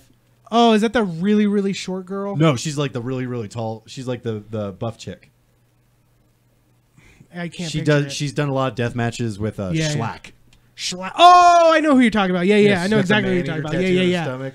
Or they can bring in Jessica Havoc. They probably I don't know if they'd bring in Jessica Havoc. Jessica Havoc could be a big player. Actually, enough time has passed because they were going to sign her, but then somebody spread the rumor that she's racist. Well, they found her old tweets she made. Yeah, dude. Yeah. If I pulled up your old tweets, I bet you said something. Probably, yeah. It happens. Charlie Evans, they'd probably. I don't know Charlie Evans. They're going to just steal from their NXT UK division, and they'll probably want to bring in I thought of someone that could be interesting. Ooh. Ivelisse. Yeah. Ivelisse is the last one. And then the returning veteran would probably. I don't see them ever doing this, but they might try to get like AJ. No, it's never happening. Yeah. AJ's will never come. If she didn't show up for Evolution, she's never coming back. That's fine. I'm sorry. It will never happen. I don't think the women's division misses her. I don't think she's missed. I don't think she misses it. And I think that's what it is. Because she's been doing really good success with her books and all her stuff. Mm-hmm. No, the old veteran's going to be someone that like we're not going to think of because they were. You know, you say that, but that's not out of the realm of policy. I hope it is. I could see it being someone like maybe even like a Candice Michelle. No, Maria. Yeah, but Maria's already on the main roster. There's no point. That's true. I'm saying like you got to think of someone who's been away but wasn't offensive. You know what I mean? Like, like they're like Michelle McCool. Michelle McCool would be great, but I don't know if she's too big for the Mae Young Classic. Because Mae Young Classic was bringing in people you remember, but they're so like maybe like a Caitlyn level. Yeah, that's what I'm trying to think. I'd love to see Beth because it was Caitlyn and Serena Deeb who were basically at the same level of popularity at one point. So like you got to think of someone who's like who would have been good if it was now. That's who you got to think of. Yeah, like okay, I get what you know. I see what you're putting down. So like, I can't think of anybody. Yeah, I can't. I'd love to see Natalya do it. Victoria. There we go. Yeah, Victoria would be a fantastic choice. Victoria, and be a great return. Yeah, and she can lose in like the 3rd round or something like that. Hit the Widow's Peak. Yeah, exactly. Because she's someone who, if it was now, she would be the biggest star. I agree. You know, I agree. But because it was back then. All right. So congratulations to Toni Storm. Yeah. After that, we had our 6-woman tag match, the Riot Squad of Sarah Logan, Ruby Riott, and Liv Morgan taking on Sasha Banks, Natalya, and Bayley. God, was this match good or what? It was all right. Oh man, you're such a hater. No, hear me out. This match was fan-fucking-tastic. This is like I fell in love with the Riot Squad during this match. My problem is this: they were made to look like complete chumps. No way. I disagree 100%. No, the whole match, dude. The whole match, they kept getting everything. Just kept getting stopped. Sasha Banks kept stopping him at every point. Bayley kept stopping him at every point. But like they remained like hungry, but it was like I imagine like the Keystone Cop theme playing during this match. Okay. Half the time because they just kept getting outsmarted every single second. I can understand that. For me, I took it as more of they were working so good as a unit. As a unit, yeah. That it made them look strong. They lost to former world champions. They're all essentially, in the eyes of WWE, brand new. It makes sense for them to lose. I know it's hard to like separate because the Usos just beat AJ Styles and Daniel Bryan twice. So you get that mindset of teams are better than 2 individuals. Yeah.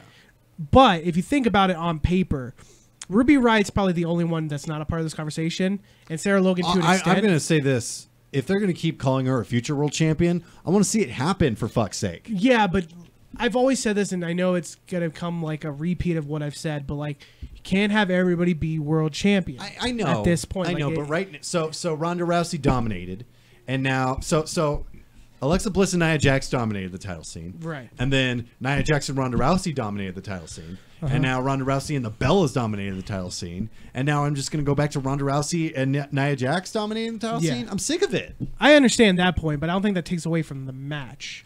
I think that's more about a character and a booking. Already told you, like, I think my problem was they were made to look like chicken shit heel people. Yeah. Well, their teamwork was second to none, and I love their get up, and I feel the camaraderie between the 3 of them. Yeah, but I want to cheer Riot Squad, and I think it's time for them to become faces. I agree. And here's where I would differentiate from what I would say. I have them turn faces because they're so good, not because they do good. Because things. I think people want to cheer them, especially after all that shit that happened with Liv Morgan. And Liv Morgan just kind of brushed it off. Yeah, I was so inspired because I love this match. I know this is where we disagree, and it's like we rarely ever really disagree. This is one where I will strongly disagree. I think this match was fantastic. Probably 3rd best match of the night, in my opinion. I think it was better than the NXT title match. I honestly I think it was. You're right. We do super disagree. I thought the NXT title match was fan-fucking-tastic. I think this match was fantastic for many different reasons, but it got me super inspired to like I had this great idea that I want WWE to rip off about Riot Squad. I want Bayley to turn heel, but she doesn't know how. She doesn't know how to be bad, Connor. Oh. She doesn't know. She's like, I hate Sasha. I want to turn on her, but I don't know how to be that. She goes to the Riot Squad. Because to me, the Riot Squad always reminds me of high school girls. But like in the punk way. I see what you're saying. So like, what if they're like, yeah, we'll teach you how to be bad. Here's how they do it. Here's how they teach her how to be bad. Yeah. All right, and you're not going to fight me on this. This is how they do it. Okay. They bring out all of these tools and make up stuff. It's like we're gonna make you a bad girl. Yeah. And then they just take her braid off. Oh no! Well, that could be a funny little segment. I would love okay it. with that. It's like that, not another teen movie thing where yeah. But they just take the braid off. Beautiful. All of a sudden, Bayley's like, oh, I hate everything. Yeah. No, I would do it more of like they're trying to show her how to be bad, but all the stuff they do that's bad is adorable, like vandals. Oh, like Powerpuff Girls kind of shit. Yeah, like it's one of those things that they're gonna become faces because it's adorable that they're trying to turn Bayley bad. And everybody's going to love it. We're in this restaurant. And it's going to end with Bayley actually turning bad, like super bad, on them. I would love a WWE.com video of them at like a restaurant after a show. Yeah. And the Riot Squad's like, hey, Bayley, you want to see something cool? What? And then they just unscrew a salt shaker. No, guys, that's not right. Yeah, what about the next people who use that salt shaker? Who cares? Yeah, like I want it to be like adorable. We're bad, but we don't understand. You turned me around. That's what I'm saying. Like this could be so good storytelling, and it'd be fun little segment, and it could lead to them being faces. Bayley getting a lot of heat for turning on them eventually. And it'd be fun to see, like, I want to be bad, guys. And they put her in all black, and she dresses like them. And she's, like, all like that. And they're like, yeah, you're so bad. We got to go do some bad things. What are we going to do? I've been listening to so much Mayday Parade. So bad. Yeah, we're so bad. We're going to go. We're going to TB Vince McMahon's car. No, guys. Oh, God. That's his vehicle. And then Bayley's like, yeah, let's do it. And they're like, all right, are you sure you can handle it? Then she smashes his car. And then she goes a little too far, and there's like, the heck, man. God, we're the Riot Squad, not the Riot Destroy. Like it'd be so adorable to see, and I want it so bad. Yeah, and it can make them, because I like the fact that they're like wannabe punks. You know, like Ruby Riot's the only legit one, and that's where they get all their research. Because they remind me of like girls in high school, like legit. Yeah. Like the outcasts in high school. You got the one hot girl that probably doesn't have the best personality, so she has to be friends with the weird goth girl, Ruby Riot. Are we talking? Is Liv Morgan the? Yeah. Because Liv Morgan's smoking. She's I don't care. Care. She's a smoke show, dude. She's great, dude. She's all right. She has that like millennial fake punk that I'm really into, and so you have that. She teams up with the goth girl because she's okay to be friends with her. Ruby Riot, then, like, okay. And then you have the nerd, the fucking Viking nerd, who's like, I like eating bugs, and you're like, that's weird. I don't want to be friends with you, but she probably speaks. But Ruby Riot's okay. But Ruby Riot's okay with being weird because she's weird herself, and they're all weird witchy girls. Yeah, I love Riot Squad. I am so behind Riot Squad right now. I want nothing but the success for them. I agree. After this one match, especially it was so Ruby good. Riot. Yeah, I think it's ridiculous that Kimberly got released. Yeah. But I think it's great that Heidi Lovelace, now Ruby Riot's fucking killing it. Yeah, exactly. And I want to see her she deserves that championship. Yeah. She's someone who I can see them building a division around. Maybe not now because Ronda and all these other huge stars, but like if they were to like do another brand split and put all the big stars on Raw, she can hold down a main title. I would agree. She can stand toe to toe with a 4 horsemen. Because she's like the only one who like gets like what being punk rock and a vandal and a bad person's all about, but she's a good person, and she's got such a good face too. Yeah, she's got such a good face. I just think of like all those like late 90s, early millennium high school movies.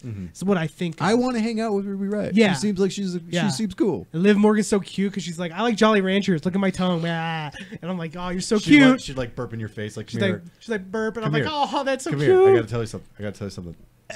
And I'd be like, oh, that's so cute. It smells fucking horrible.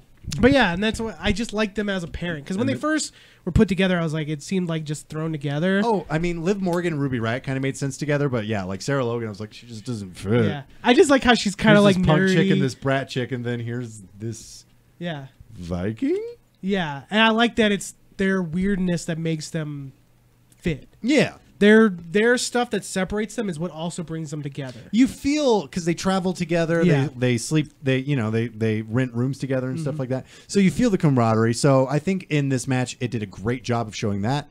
Again, my thing is like it just didn't seem like they got to be dominant. You remember that spot where she caught fucking Bailey and they threw him into the thing? That was cool shit. That was cool. Remember how they did frequent tags to the point that all three of them were in the ring just triple teaming fucking like Bailey? Yeah. That's cool. But then that Bailey was would good. but Bailey would keep kicking and getting away. And Well, yeah, because it's a match. Like you can't just end with a triple team random move. I don't know. It's got to be story. I made my point. And then I loved how they ended the match with the frog splash. They ended it with power bomb, which I believe was a Jim Neidhart move. The power bomb. Yeah. So you do that.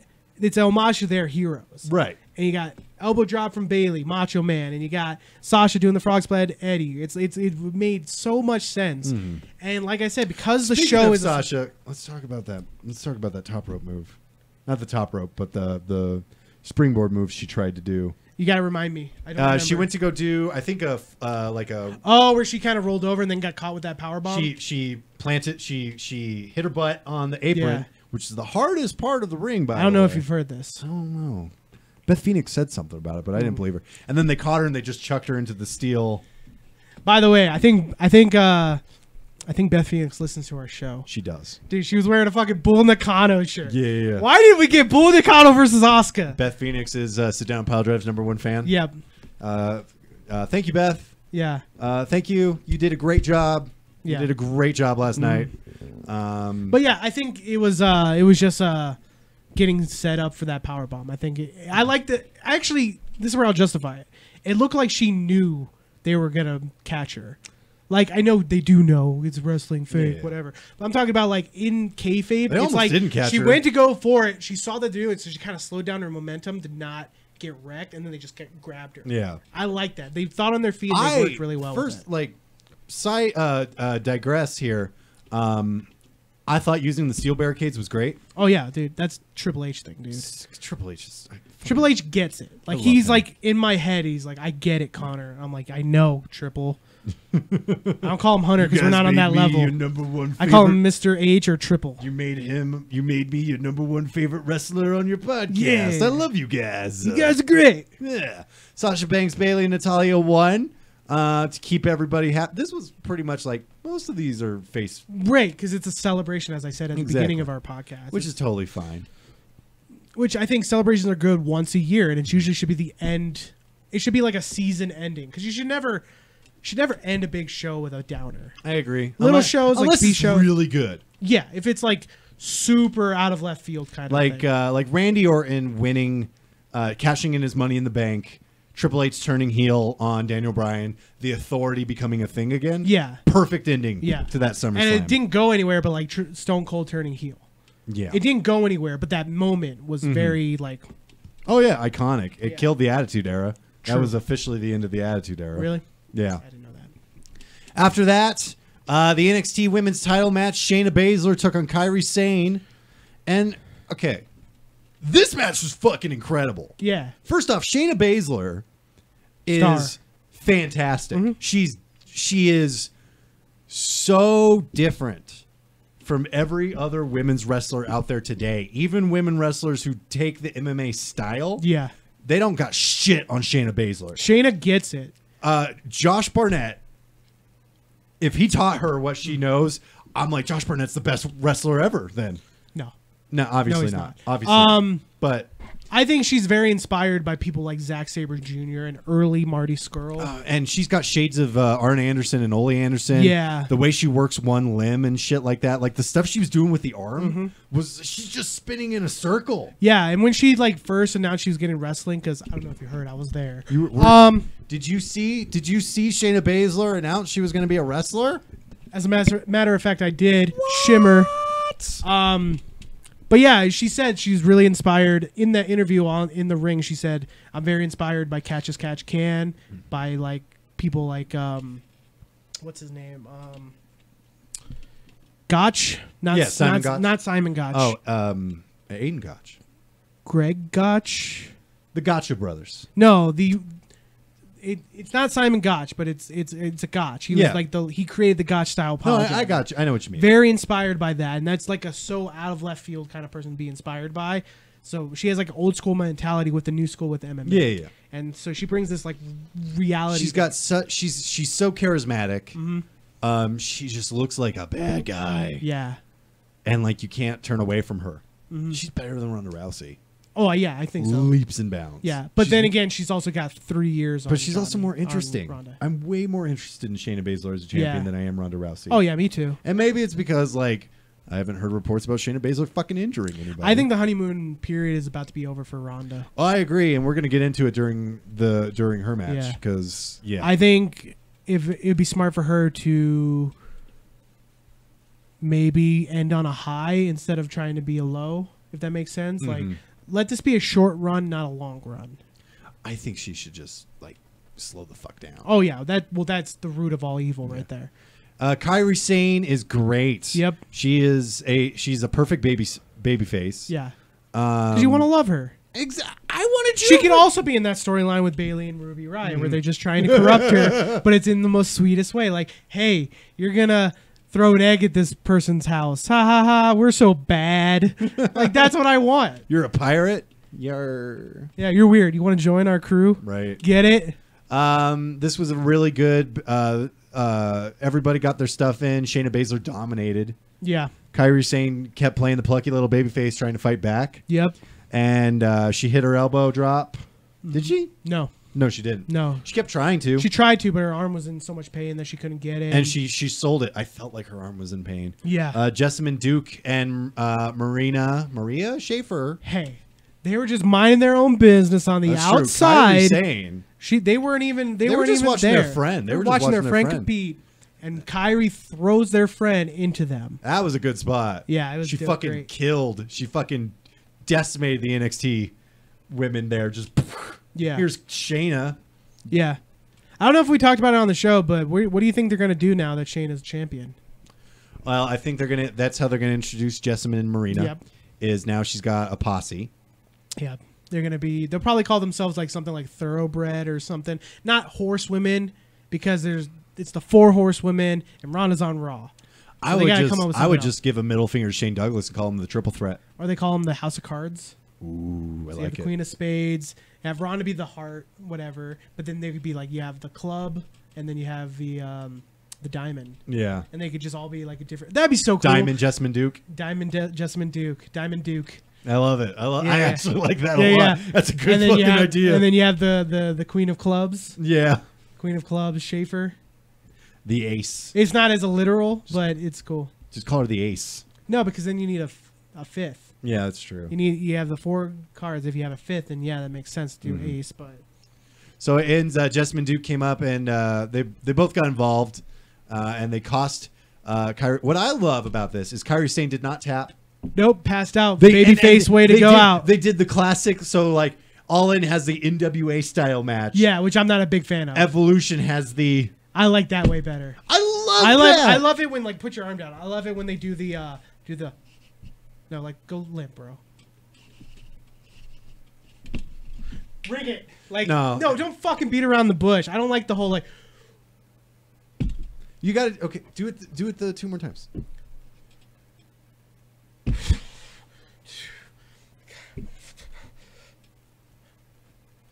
Oh!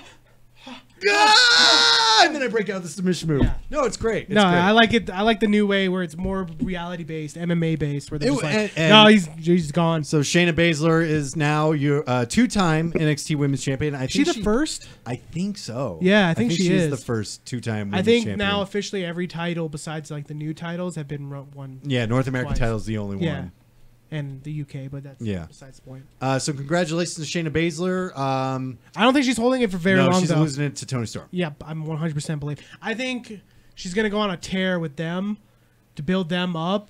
And then I think after WrestleMania, I know that's far away. So Storm's going to be messing around in the NXT UK division just to introduce it. Yeah. And then she's going to go to NXT and challenge Shayna Baszler. Yeah, kind of like what they did with Pete. Like he's just there to defend the title, that he goes back to NXT. Right. But yeah, I think it's going to be Shayna's going to be unstoppable because she has her friends. Kairi Sane's going to get called up to the main roster probably. I think tomorrow on SmackDown, I think she's going up. I don't know what she's going to do. Doesn't really matter at this point. Yeah. Actually, I'm curious as to see what's going to happen in SmackDown period. They might wait till because Becky Lynch, I think Becky Lynch turned face. I'm 100% sure she's always been face. She just has a different personality. I mean, in terms of like how creative is going to write her from now on. Oh yeah, because they've been trying. We'll get into it when actually now. So after the NXT UK match, we have the last not UK. Yeah, the NXT title match. Last woman standing match for the SmackDown Women's title: Charlotte Flair versus Becky Lynch. This was good. This match. This is a bold statement. This could potentially take over Bayley Sasha's best women's match. I think it did. I think it did too. I think it did. I honestly think it did because it had the same feeling as Gargano Ciampa. This was intense. This was violent. Yeah. This was a violent match. She don't care. Not sloppy though. Not a sloppy violent match. Yeah, there was a couple of missteps, but that's to be expected. You break a table. Yeah, I know. That's why I'm saying like it's one of those. Becky Lynch it's one of those things. For me, I always like when there's a slight mess up because it makes it feel more grounded. Right. You know. This was dramatic. This was compelling, and I could not look away the entire time. Yeah. Becky Lynch won by putting Charlotte through a table like 5 times. Yeah. She put her through. Well, Charlotte put her through, and then she put her through the announce table, and then through that table. This was so good. But this match was so good. Kendo sticks, ladders. I loved how this is what I was hinting at earlier. Why I think Charlotte might be the best. Not because she's the best technician. She is the best seller in the women's division. She is one of the few women who can sell like it actually hurts. Ric Flair taught her well. Yes. Was she trained by Ric Flair? I don't know, but obviously Ric Flair gave her. I'm guessing he gave her pointers, but no, Sarah Amarato. Yeah, fucking Amarato. Sarah Del Rey. Sarah Del Rey taught her. Yeah, the Death Ray. She's so good. Yeah, and it's just I like how Charlotte was going into the booze rather than pretending like they're not there, like they've kind of been telling. So the match starts with a video package highlighting their entire feud so far. And if you've been paying attention to the feud, you know Becky Lynch never booed. Never booed the entire time, even when she was talking shit to Edge, still got cheered. But in their little video package where they get to edit it, all of a sudden, oh, Becky Lynch is getting booed all the time. Oh, no, bad Becky. Not true. Yeah, no. But yeah, Charlotte walked into the booze. Becky Lynch got cheered like crazy. Hell yeah, dude. I don't even think she knew what to do with that. I think she expected it. She made a crack at Edge about his neck. Yeah, and just step through those ropes. Just don't break her neck again. And she still got cheered. Yeah. Everyone was like, yeah, fuck you, Edge. They're like, oh, savage. We still love you, Edge, but fuck you. Yeah. But no, this match was fantastic. It started off the right way. You start off slow, build, and then you just at one point you just say, fuck it, I hate you. Yeah. I like last man standing matches that take their time to get to the violence. Mm-hmm. And this went on for how long? 30 minutes. This was a 30-minute match. Yeah, it was like 29 minutes or something. Fucking A. Yeah. That is unheard of. Mm-hmm. And it delivered. Yeah. I don't think WWE can never go back. Yeah. And they tiptoe sometimes in going back. Yeah. They don't always give their women the attention they deserve. No. So I'm kind of hoping, especially with Becky Lynch versus Charlotte, like that's going to change. Reportedly, Becky Lynch got a standing ovation after this match from the people backstage. Oh yeah, hell yeah, dude. Becky is the shit. Like, I've said this since we started this podcast. I've told you this since we've been friends and Becky's been a thing. I honestly believe the women's revolution that we know now was started with Becky Lynch versus Sasha Banks at NXT. It did. And, not to brag, Becky Lynch thinks I'm great. No fucking way. She's probably like, the chump, you're not even a man. I'm the man. No. Becky Lynch thinks I ask good questions. Yeah. She laughed at stuff I said, and I get to call her Becky. You don't get to call her Becky. I'll call her whatever the fuck I want. She is Becky I'm a grown-ass man. She is Becky Lynch or Miss Lynch to you, sir. Okay. I got permission from the champ. I got permission from the man. The man? To call her Becky. Yeah. I love that she does that. That's so cool. So after the match, she walked off. It was stellar. This is 5-star match. Oh, 100%. Just in not even like, is this Kenny Omega Okada? No, this is just for storyline and build and execution. And the fact that it was so fucking good. Yeah. Like, this isn't just like, oh, it's good for a women's match. No, this was a fucking good. You could have put AJ Styles and Dean Ambrose in this fucking Last Man Standing match, and it still would have it would have been just as good. Yeah. I think this should have been the headliner. I know they did it for box office rates as that, and you can't put Ronda not in the main event. Yeah, you can.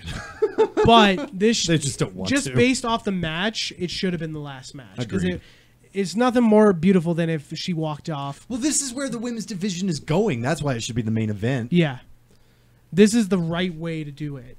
And not to say the other way isn't, but like we see the trees in the forest in this one with Ronda and Brie, or with Nikki. Right. We understand why you put them in the main event. We know why you put this match together.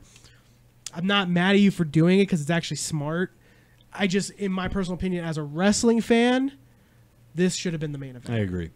But I understand why you don't want to put your two biggest names not in the main event. Mm-hmm. No, I there's so much that went into this match. I don't know if we can go through all of it. But is there any spot make sure you check it out. Make sure you check it out. Yeah, it's a solid story. It's not just spot fest after spot fest. It's like solid storytelling. Yeah. Yeah. So yeah, Becky won. Becky won. She's still a smack. I don't know where we go from here. Well, they're gonna spend some time with Ronda, so they might do a thing where she just kind of like. She'll probably do like one-sided one-sided promos on each side where they're like talking about it. Actually, yeah, that's a good point. They're probably just going to focus on that for now. Mm-hmm. And maybe then in this time, maybe they'll do like not a tournament, but like a contender kind of thing. Yeah, like they can beat the clock challenge or something like that. No, I don't think they're going to be that like on the nose with it. I don't think it's going to be like we're going to be doing a tournament for the SmackDown Championships. Doing really well for they'll probably just have like a couple of singles matches that are kind of like. Let's see here. What's the next pay-per-view after Survivor Series? TLC. Yes. It'll be. So you can need a rival. Becky Lynch. I would love to see Asuka Becky Lynch. You can do Naomi Becky Lynch. And then do Asuka Becky at Rumble. Nope. Yeah. Okay. That's probably that way. You don't have to worry about people getting mad if Asuka's. And they can make it a ladder match, and then Naomi can do like split leg. Exactly. Shit. Yeah. Somebody that Becky could rip apart. You know, we say that out loud, but it'll end up being Sonya Deville. I would love that. Yeah. I'm saying like. I was hoping you'd be. I was gonna say this, and you just reminded me. Man, Mandy Rose is really good. If Mandy Rose gets more time to show off, Mandy Rose could be a big deal. I think she'd like, because she completely stole the V trigger from Kenny, and I love it. I'm like, because she does it really well. She has a very unique moveset. She's got a great look. Great look. Well, yeah, dude, it's Mandy Rose. Like, Google Mandy Rose. Like, if you're a guy, even most women would be like, yeah. Okay. I just like when she eliminated Sonya Deville, I popped. I was I was kind of hoping they do the you. That's what I wanted because I don't like teams breaking up so often. So I like when they're a little cheeky. I don't think they're gonna break up. No, they won't. No. There might be now that little like thread, but I don't think that thread's gonna go anywhere. Right. And for what? Why break them up? There's no reason. Yeah.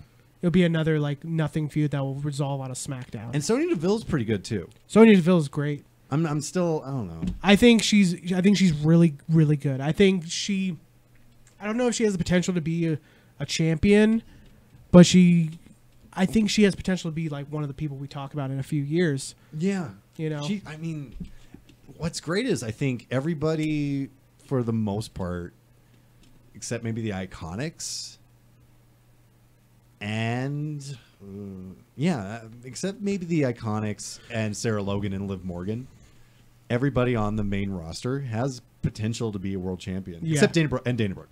Yeah. But she's my girl, Dana Brooke. I'm telling you, dude, if she just picks Nia Jax, her head, throws her over the rope, she'd immediately be pushed to the main event. Mm-hmm. People would be like, yeah, okay. Yeah, you're good. You're cool, we pass. After that amazing match, we got a Raw Women's title match between Nikki Bella and champion Ronda Rousey, and it was pretty solid. It's not a best match by any means. It was. I mean, it wasn't a botch fest, but it was sloppy. And what was sloppy about it? A lot of the shit Ronda Rousey was doing. First off, we've said it a million times. She needs to slow down. Ronda Rousey needs to slow the fuck down because she's going to. She's already hurt people, and she's going to keep hurting them. She's got to get Brock Lesnar to punch her in the face. And you can go and you can say this isn't ballet all you want. It's kind of ballet. It's more similar to ballet than it is MMA. It's kind of ballet. Yeah, but I don't have as much gripes in this match that you do with that. It wasn't as bad. It's not. I'm not saying it's a bad match. It shouldn't have been the main event. Yeah, but like I said, it's a buy rate issue. We know why. We have the most popular woman outside of WWE, Nikki Bella. Yeah.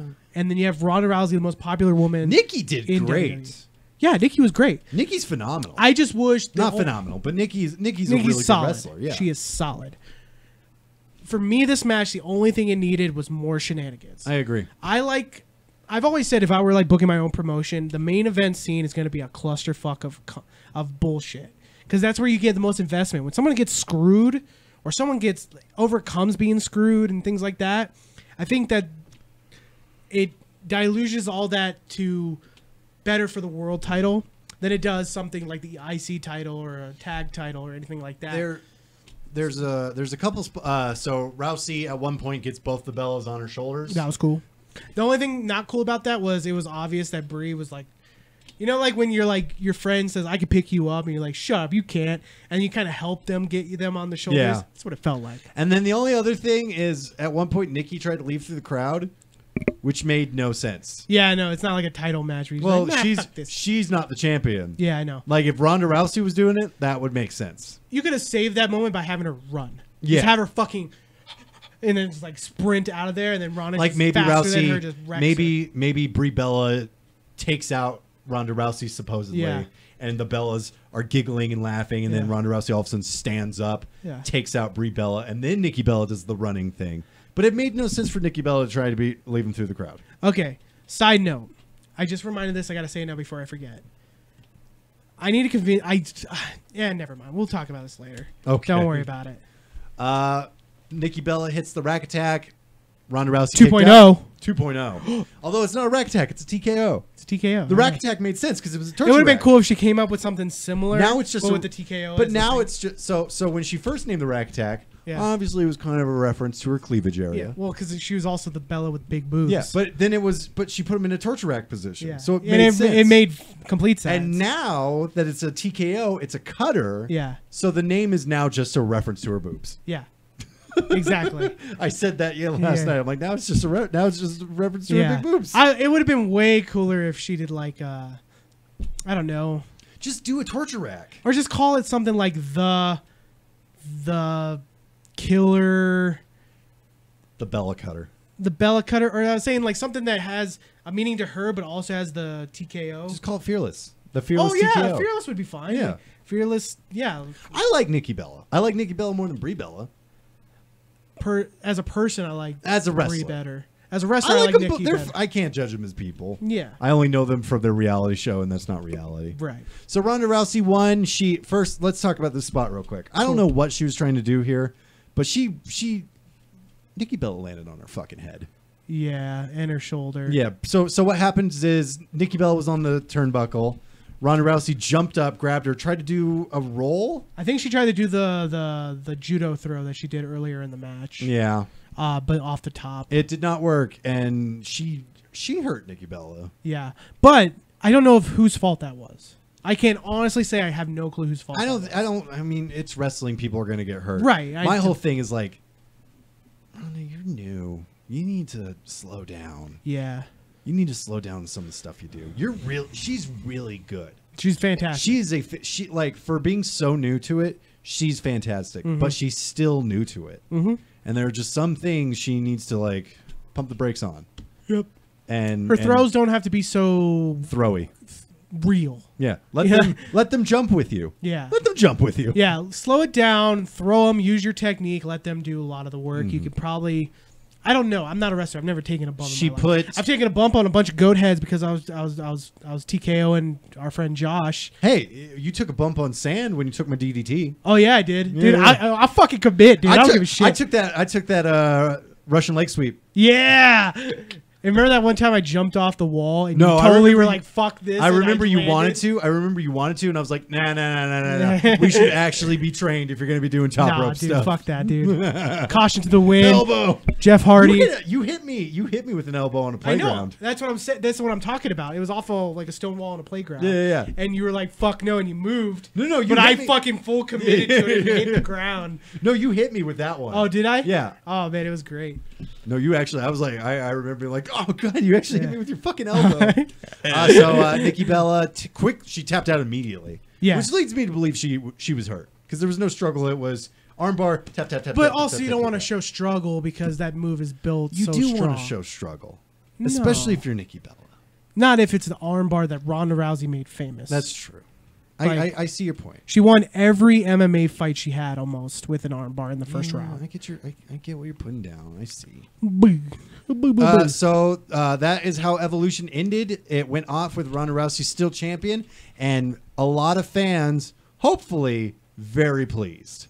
Yeah, I loved it. I said towards the beginning of the Charlotte Becky Lynch match, this has been a fucking good pay-per-view. Oh, it's fantastic. And it was a really good I love pay-per-view. I love the little things like the lighting. Yeah. I heard some things on people didn't like it, but I love the blacked out audience. And apparently, like, allegedly Nassau Coliseum is supposed to be like a very shitty arena. Yeah.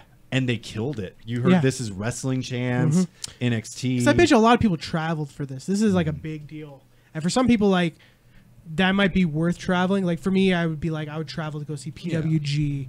I'm going to spring break. That's something I would travel to. I'm jealous. Yeah. Onita's going to be there, dude. I'm super jealous. Oh man, I'm so stoked. But I felt like it gave that feeling of big, but looking intimate. And that's what I think it needs. And obviously, you know, every snarky person out there will try to say that, you know, this isn't the first women's pay-per-view. Who gives a shit?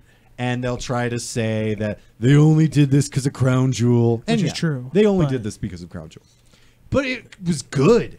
You can't... If you last week, I told you, I said on this podcast, I am worried that WWE management is going to sabotage this show. Yeah. And I think in some ways, they didn't sabotage it, but in some ways, I don't think they were as invested as they should have been. Yeah. But the women delivered. This felt like WWE opened a crack and the women have knocked it the fucking way open. They put like WWE put a couple obstacles in the way of this pay-per-view potentially being good, and all the women went, no. Nah, fool. No, Stephanie McMahon invented women. Right. We all know that. Stephanie McMahon. Yeah. Well, also, speaking of which, okay. Very little of her, which was nice. Oh, yeah. I think she's picking up what people are saying about her being the spokesperson. I hope so, because I've always said like I felt like Stephanie is a good person. Yeah. I just think like she's just in a position where she kind of has to be. I think she's a creative black hole. Yeah. I think anytime you put her in a storyline, the storyline goes to shit pretty quickly. Yeah. Anyway. Yeah. All right. So that was what would you get? So grade Evolution.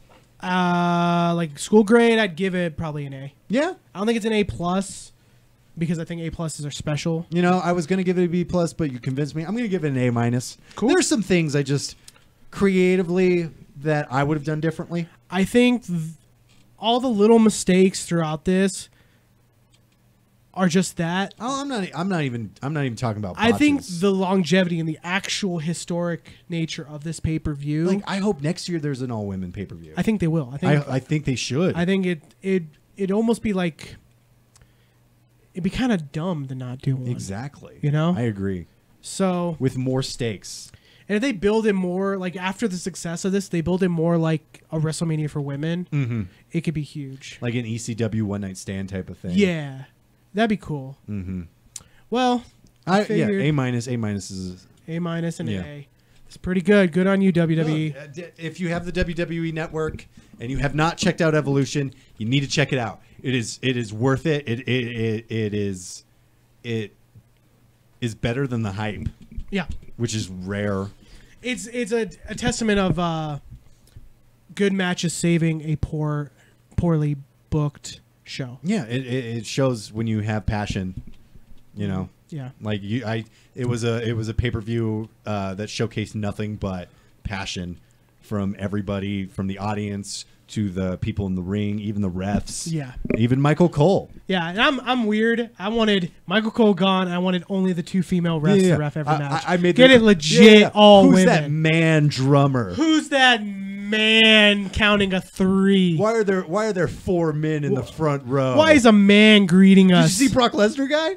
No, Brock he's there Lesnar every guy week. He's there every week. I know, but it's nice to find. It's nice to see Brock Lesnar. I didn't see fucking skinny dude though in the front row. Skinny long hair guy. Yeah, he wasn't there. I know. That was weird. He's a sexist pig. Yeah, he's all, I don't like women. I was like, yeah, we know. I'll go to Crown Jewel. Yeah, I'll go to Crown Jewel. I'll fly.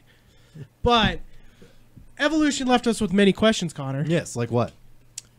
Man, don't cut off my joke. Oh, I'm sorry. Left us with many questions, Connor. But the biggest question that everybody wants to hear and for us to answer is, hey, Connor. Yes, Connor. Who's the best of this week? Did I tell you? So I'm gonna have to make it 2. I'm gonna have to make it 2. That's not fair. I guess whatever. I don't care. You have a whole stable. Yeah. You don't know. Sorry. 1. Hey. Becky Lynch. Becky Lynch. All right. Becky Lynch, since she joined, has always been deemed like the underrated horsewoman. Yeah. And she was until now. Becky Lynch is one of the most, I think she's more compelling than Tommaso Ciampa. Yeah, I can see that. I think currently her matches are more exciting than most of the men on the main roster. I can agree with that. I just want, like, I just want to keep seeing where her character goes from this. And when wrestling has me invested in a character like that, this isn't like that Nikki Cross moment where I'm just like, oh my God, this is so great. Yeah. This is like, I want to follow Becky Lynch's career. If this keeps on going, it's curious to see how we're going to look back at this moment in time. And now in it's 10 like years. it's like where does Becky Lynch go from here? And I want to know. And then my second best, Shayna fucking Baszler. All right. Might very well be the best wrestler I've seen in a long time. This week. Until next week. This might be a little breaking kayfabe, but I like the idea of us having the best. Yeah. This week. Like really quiet. But legitimately, Shayna Baszler has so much going for her just in terms of she knows exactly who her character is. She knows exactly what her character's doing. She knows exactly what her motivation is. And then to top it off, she's fucking amazing in the ring. And she could wrestle any type of style.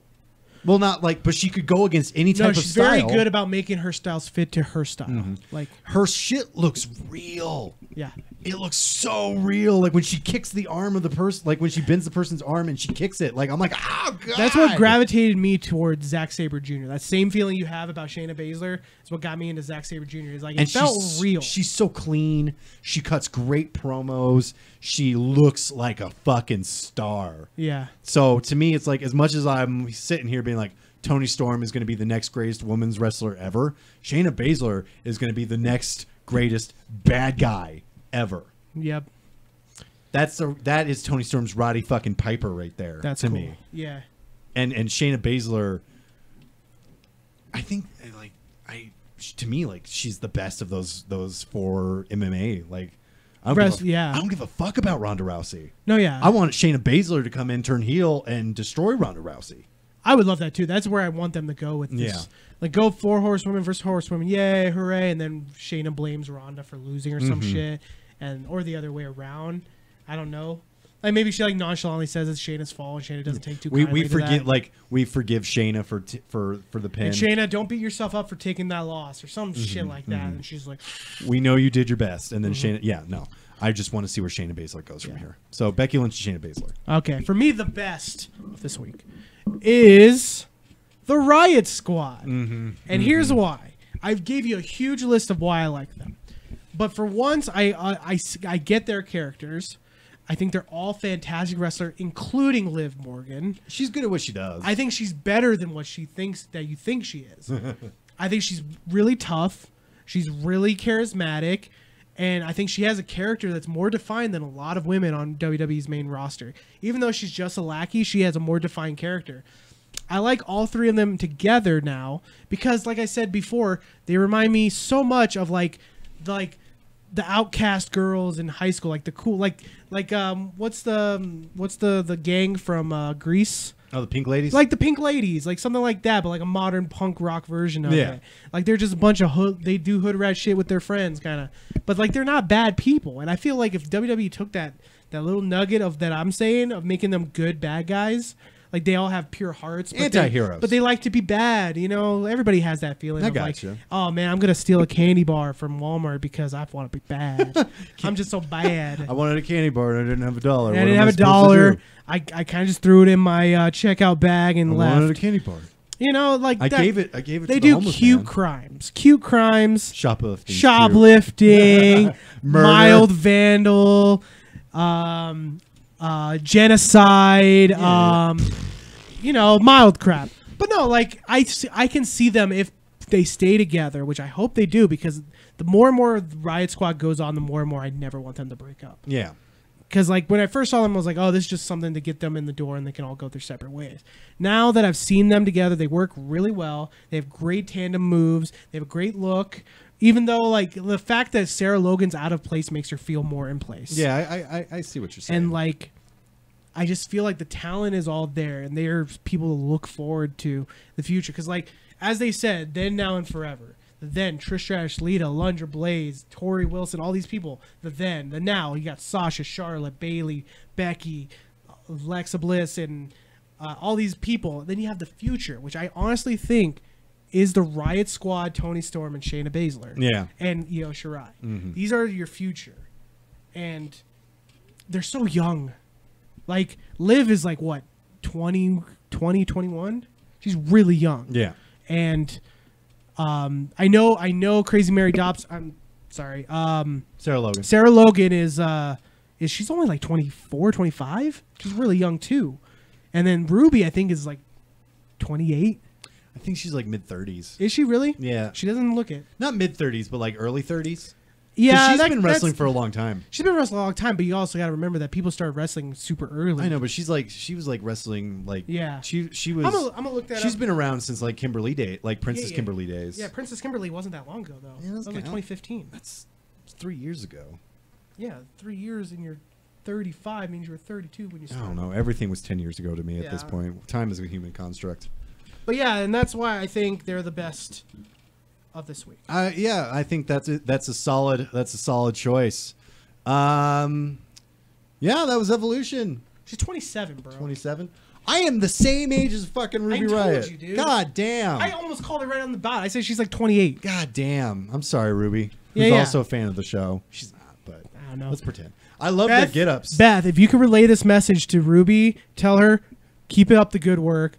Tell Liv that she's very cute.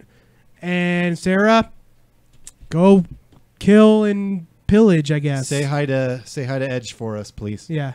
Thank you guys. I'm not gonna do the outro because I have to get up and then I gotta come back. And that's we can start doing like things where we cut the credits and it's not like keep it matters. Talking. It's not like it matters. So thank you guys for tuning in to Sit Down and Pile Drive. We will not be doing this next week. I need a break. Well, poor Connor needs a break. Fucking. No, I'm right there with you. I'm exhausted, dude. I would tell you to tune into the rest of the stuff this week, but nothing else is. This is it. This is it for the week. Woo! Sit Down and Pile Drive. We are the lone survivors. We won the Royal Rumble, the Color Circuit Royal Rumble. I had a joke for this because everybody else decided to take the week off. We are the Darren Young. No, Mr. No Days Off. We are Mr. No Days Off, except for when we get released or when we get injured. Yeah, then we need a day off. Then we take lots of days off. Yeah. But check us out, guys, on Twitter, Color Circuit, Instagram. We have an Instagram. We have a Facebook. We also have a Patreon, which has a myriad of reward tiers for your financial support. If you kick in $1, you get some cool stuff. If you're kicking $5, you get some more cool stuff. It's good. Check it out at patreon.com/Color Circuit. We have a sister channel on twitch.tv/Color Circuit Live where you can watch a lot of stuff. Improv Bagel. You can watch the brand new show I have with my co-host Charles Sanzone, Party Circuit. The last episode got a little racy. And I wasn't there? Surprising. I mean, not racist. But let's just say I know what you said. Let's just say there were some conversations about cucks and it was actually pretty funny. It was a pretty funny show, but not for younger than 18. Yeah. Well, I remember saying butt plug, and I thought that was racy. No, actually, like Evany, our guest, was like, what's too dark? I'm like, well, let's find out. Yeah, that's how I was gonna ask the same question. I said I'd rather just ask for forgiveness than for there's only one way to find out what's too dark. Let's discover together. Yeah. So check that out. That also will not be next Sunday. I'm just taking a full on break. I'm taking a sabbatical. Bill Watterson got to do it. I'm gonna do it. Cool. Check that out. Every Monday, sit down and pile drive and share this video if you actually liked our show. Please share it. Yeah. We want to grow, and we've been pretty much stuck at the 12, 13. I would love to get us to 20. 20. Give us, shoot us a like, just so we can show. Yeah, like, show share, subscribe. And you're listening all the way to the end. Yeah, and anything else we want to plug? I'm good. Yeah. Follow me on Instagram at Connor is a Jerk. Follow me at Twitter at Connor is a Jerk 1 because someone else got to be the jerk first. He's more of a jerk. That's bullshit. You can follow me on Instagram at Grizzly Griff or on Twitter at Griff Grizzly. All right, I gotta hit the outro and get out of here. So thank you guys. Thank you for watching. I guess I'm supposed to say like watch, laugh, repeat or something. What? I don't know. They have a catchphrase. Anyway, no one tells me nothing. I will end with my catchphrase as you go do that. Yeah. Thank you guys for tuning in. Yep. Hey guys. That was awkward. That was awkward. Wrestling is cool. And if you disagree, well, you're just wrong. Take care, everybody. Bye. I